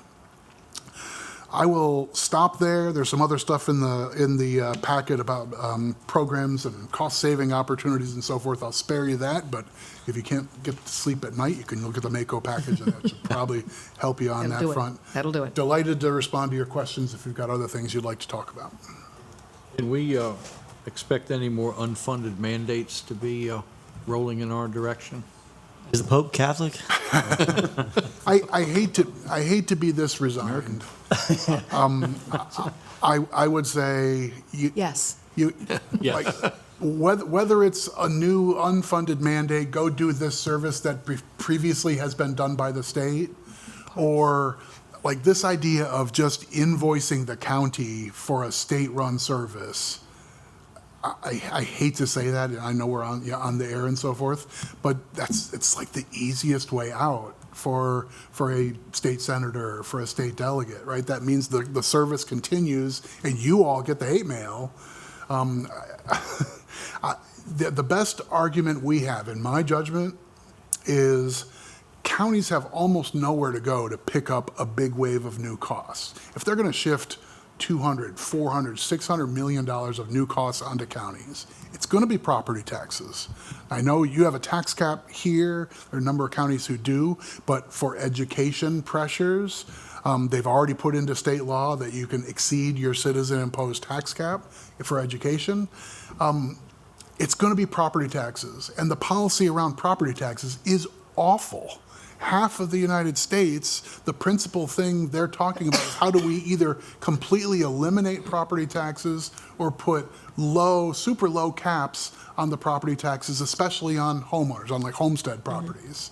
I was just at a conference a couple of weeks ago. The National Association of Counties had a fly-in conference from all across the country. States who have these things written on the ballot, the western states have the initiative process and so forth. Our counterparts in Ohio are working with labor unions trying to keep the entire property tax from being wiped out. And Maryland's going the opposite direction, saying we'll shift costs onto counties who have almost nowhere to go other than the property tax. That's just pressure on the housing market. It's just all those indicators. I can't win in Annapolis trying to pitch it'll be unfair to our poor county council members. What we got to do is talk about local services and the property tax. It's the best pitch we got. Kind of related, but a compliment to MACO. I did read some of your literature, late night maybe, but I was trying to sleep. MACO opposed HB 1411, which was the Data Center Planning and Transparency Act. And I'm reading right off your page here, would have undercut local land use authority, imposed unfunded planning mandate, duplicated work, et cetera. But, we've seen a trend with their local authority being usurped. Sure. And so, appreciate your efforts in that regard. It sounded like you were successful in tamping that one down. It's bread and butter stuff for an organization like MACO to say these decisions ought to remain local. It's really difficult, especially in land use stuff. It's really difficult for a committee in Annapolis to have a 2-hour hearing and think that they've figured out how to zone housing everywhere. Right, and data centers present their own issues. We got one jurisdiction going through that. But the idea for them to come in and say, you may not do anything on this list and you must do the following, it's a really bad way to go. Thanks for your effort on that. Sure. Question. I've asked this question before, but the state gives out grants for the agricultural board will give out grants just to whoever can apply for it. And we have situations like in our county where someone would apply for it. Maybe they don't even live in this county, but they would get the grant for the county, in the county, and then they develop a piece of property and turn it into a different use than an agricultural use. And at the whole entire time, they didn't inform the county that they gave someone a grant to build something in our county. How can you modify that policy so that whenever a grant is awarded to an individual or an entity, that they are required to notify the county planning and zoning so that we can make sure that they're actually building what they're saying they're going to build, instead of turning it into an industrial use on an agricultural piece of property? Complete sympathy with you on the issue. I'd like to follow up offline and get some more details on this particular case, but for the most part, our partners in the MALP program, the principal ag land protection program, I feel like they're pretty good on the back end. If this is a different source of money or whatnot, I probably need to be educated a little bit further there, but I want to do that. Yep. Okay. Yeah. Oh, sorry, Shane. You want to go ahead? Okay, thanks. I'm looking at the first page, which was very promising, some good outcomes. The state adopted SMART plan to properly house incarcerated juveniles, keep them out of local jails. So could you tell me a little bit about that? I can. It's a relatively positive flicker in an issue that's been vexing for a number of years. We know that our local jails and detention centers are disproportionately holding people who have a drug problem, an alcohol problem, they're from a broken home, and the crime that has them in the local jail is a symptom of a larger issue where they probably need treatment. Many need inpatient treatment, they might need psychiatric treatment, and in the local jail, they just aren't getting what they need. We are housing people who need better care than we can offer them. From time to time, we see legislation in Annapolis saying all those local jails need to staff up your psychiatric care and your substance abuse treatment care and so forth. And on the substance abuse side, we're doing a pretty good job. With mental health and psychiatric care, we're just not the right place. Same thing for lots of juvenile offenders. There's federal laws about sight and sound separation for adults and juveniles. And in the state prison system, they've got multiple buildings with much more capacity to keep juveniles isolated. The difficulty is, it's been a long time since I've been to the detention center in Wicomico, but I've been there. You actually are on the high end among the Eastern Shore jurisdictions, but in a county jail, if you're holding 18 adults and 3 juveniles, you may end up having to put those juveniles in solitary as a way to comply with the sight and sound separation. That's a terrible outcome. The kids shouldn't be in the local jail. They should be in a safe, proper state facility. They finally passed a bill this year after begging and urging by our local wardens to, the state needs to find the capacity and stop parking people for 150 days in the county jail. So it's good that it's on the books. Now we need the State Department of Public Safety and Corrections to do their end and get the beds. Okay, thank you. At least going in the right directions. So much bad news, I'm glad you pointed out something that's good. Just want to jump in on 2 things, questions I had. One of them you've already answered, but today in our council meeting, we approved the moving $286,000 for the wrongful conviction fund, the erroneous conviction fund.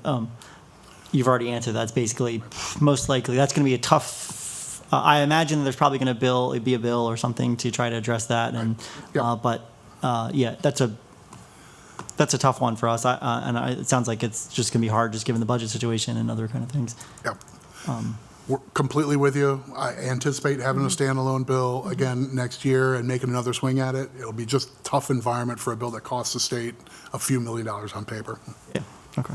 The other thing I want to bring up, I think you all walked in at the same time. We had the conversation about our land use planning side of things. we have about, give or take, just south of 20,000 septic systems in Wicomico County.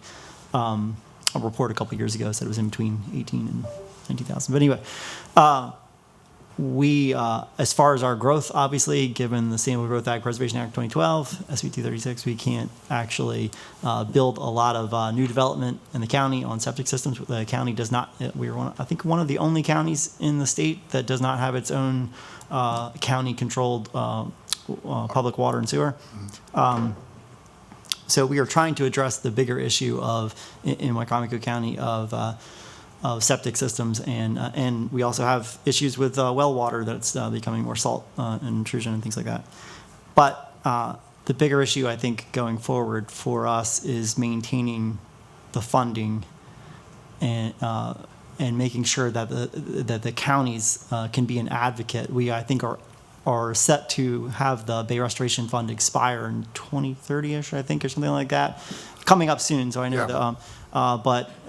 The thing, I've already filled out a survey last week, just kind of getting to the point of how much do we continue to keep the BRF as it is? How much should go to cover crops and agricultural programs compared to hooking up septic systems? But for Wicomico County, we don't know how many failing septic systems we have. There's been estimates, I mean, just general estimates is over 50% or so of what we have. We had a lot of building in the 1980s, or pardon me, in the 1990s, and then into the early 2000s. So there's usually a 30 years on the septic system, 25, 30 years. Right. So we have a lot that have started to fail. We have a lot that we don't know are failing. But either way, we're talking about 10,000-ish septic systems in our county that really that are failing, of which a good portion of those, it'd be nice if they were hooked up to public water and sewer.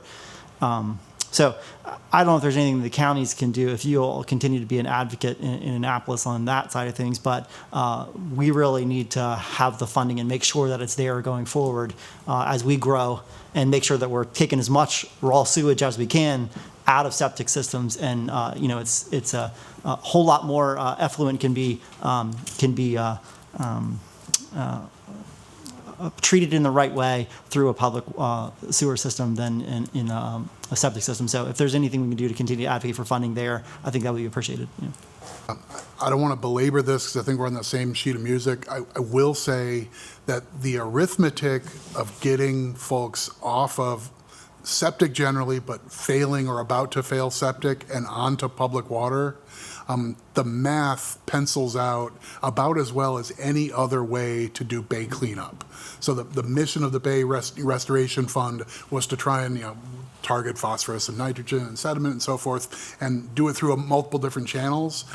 But getting folks off of failing septic and onto an extended sewer, extended sewer line and so forth, even if you have to cut deals along the way to say this isn't for growth, this is just to get folks in a better spot and whatever. But honestly, expanding capacity of wastewater to accommodate growth should be tied to our plan to get in a better place on housing, because those are very much connected. You just hit a nerve with me, and I keep banging on this.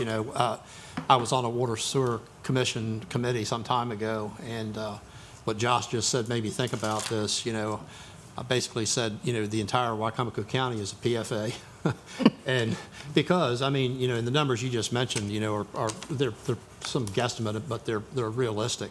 And, but our growth is pathetic in Wicomico County. I hate to say that. 47 single-family homes is what we did in this last year. A population of 107,000 people and 47 single homes. So as you go providing the service to PFA areas, you're not even allowed to, if I understand it, provide the infrastructure for possibly tying those together, et cetera. Just from a technological standpoint, it would make sense to be able to at least carve out some area for growth for the county at the same time, and knowing that septics are going to fail in the county, and given the 30 years, it's going to be a lot of them.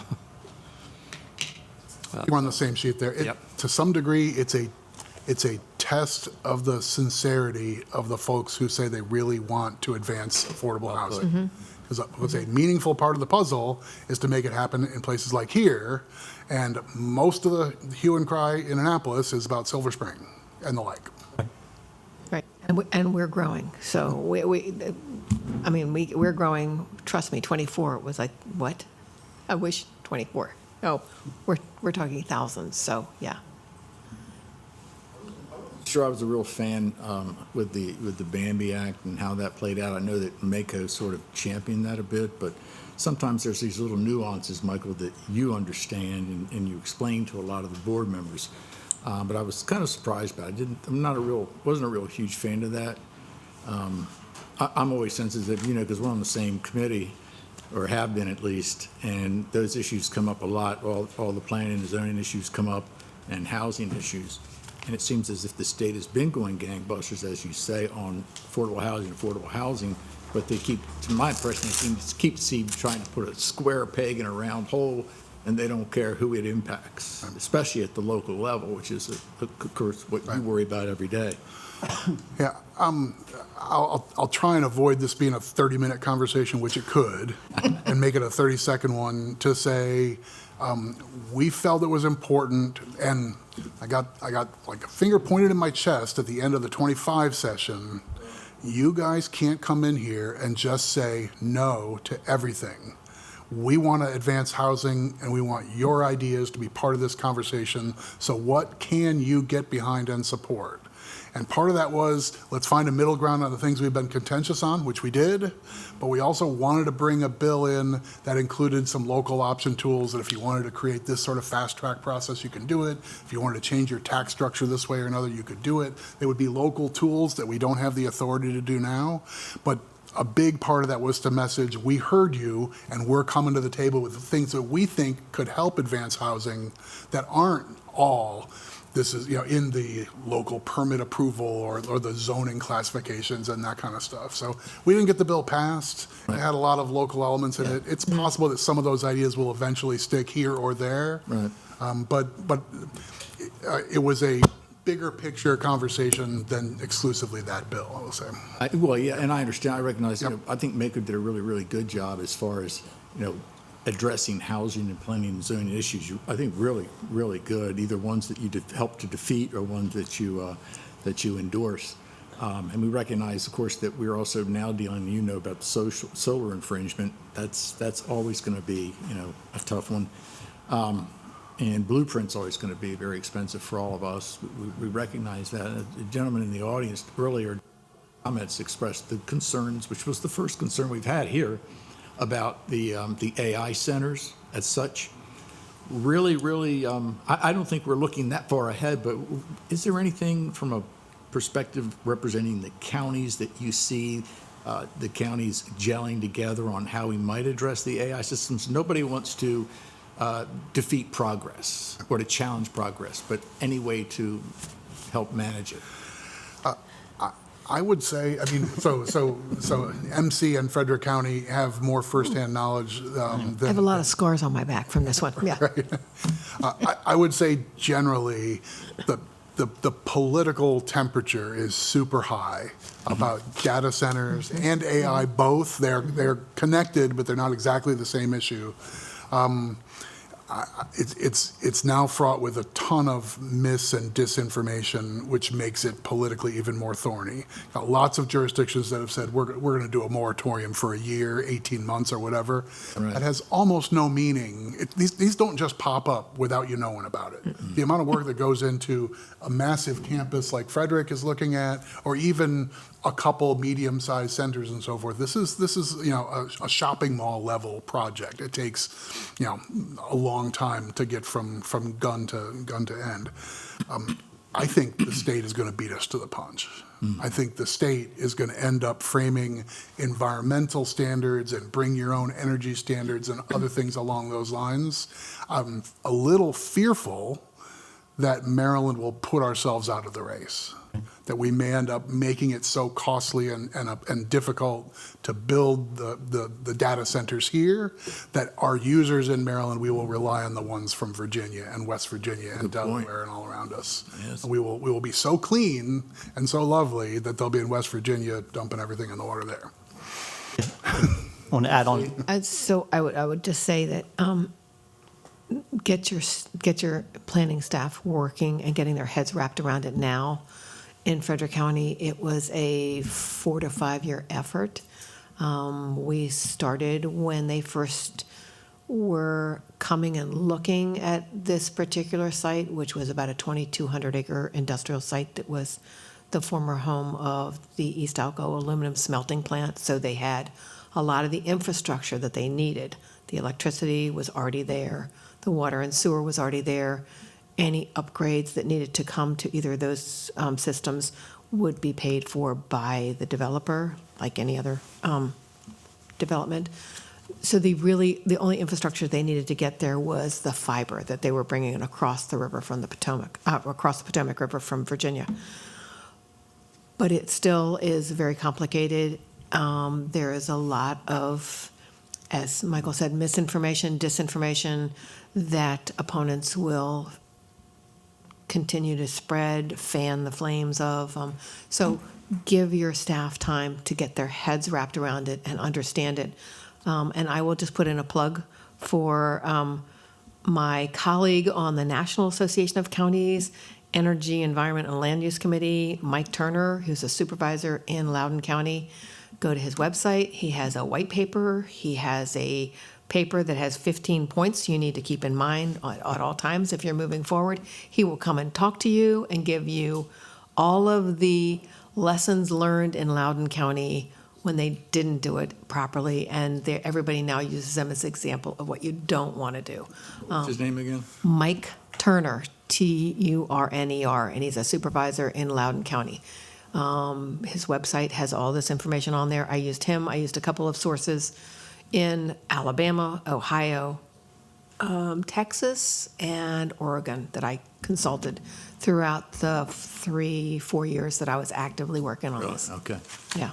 It sounds like when you mentioned what happened in Frederick, that you had the ability, Potomac, whatever, to expand. We were in a unique situation, and even the State Department of Commerce said that's just it was a unique property just because of the size of it and all the infrastructure that was already there, and then the location and proximity to Northern Virginia. So I'm going to just guess that the rest of the state of Maryland and all the other counties may not be in that fortunate situation, especially as it relates to electricity, according to the gentleman from Exelon, that we're already in a hole. And it would seem like to me we kind of need to think about digging ourselves out of that hole and get our supply up to speed before we can think about.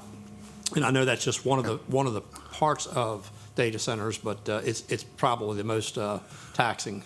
And while you're working at it, your planning department will have the time that they need to get their heads That's wrapped good around advice, everything yeah. else. Yeah. It's Also, it's in all complicated. candor, probably don't have the transmission capacity on the shore to be, Barbarians are not going to be at your gate. They're in the I-95 corridor. That's where the high-density cables exist, and they need to plug in.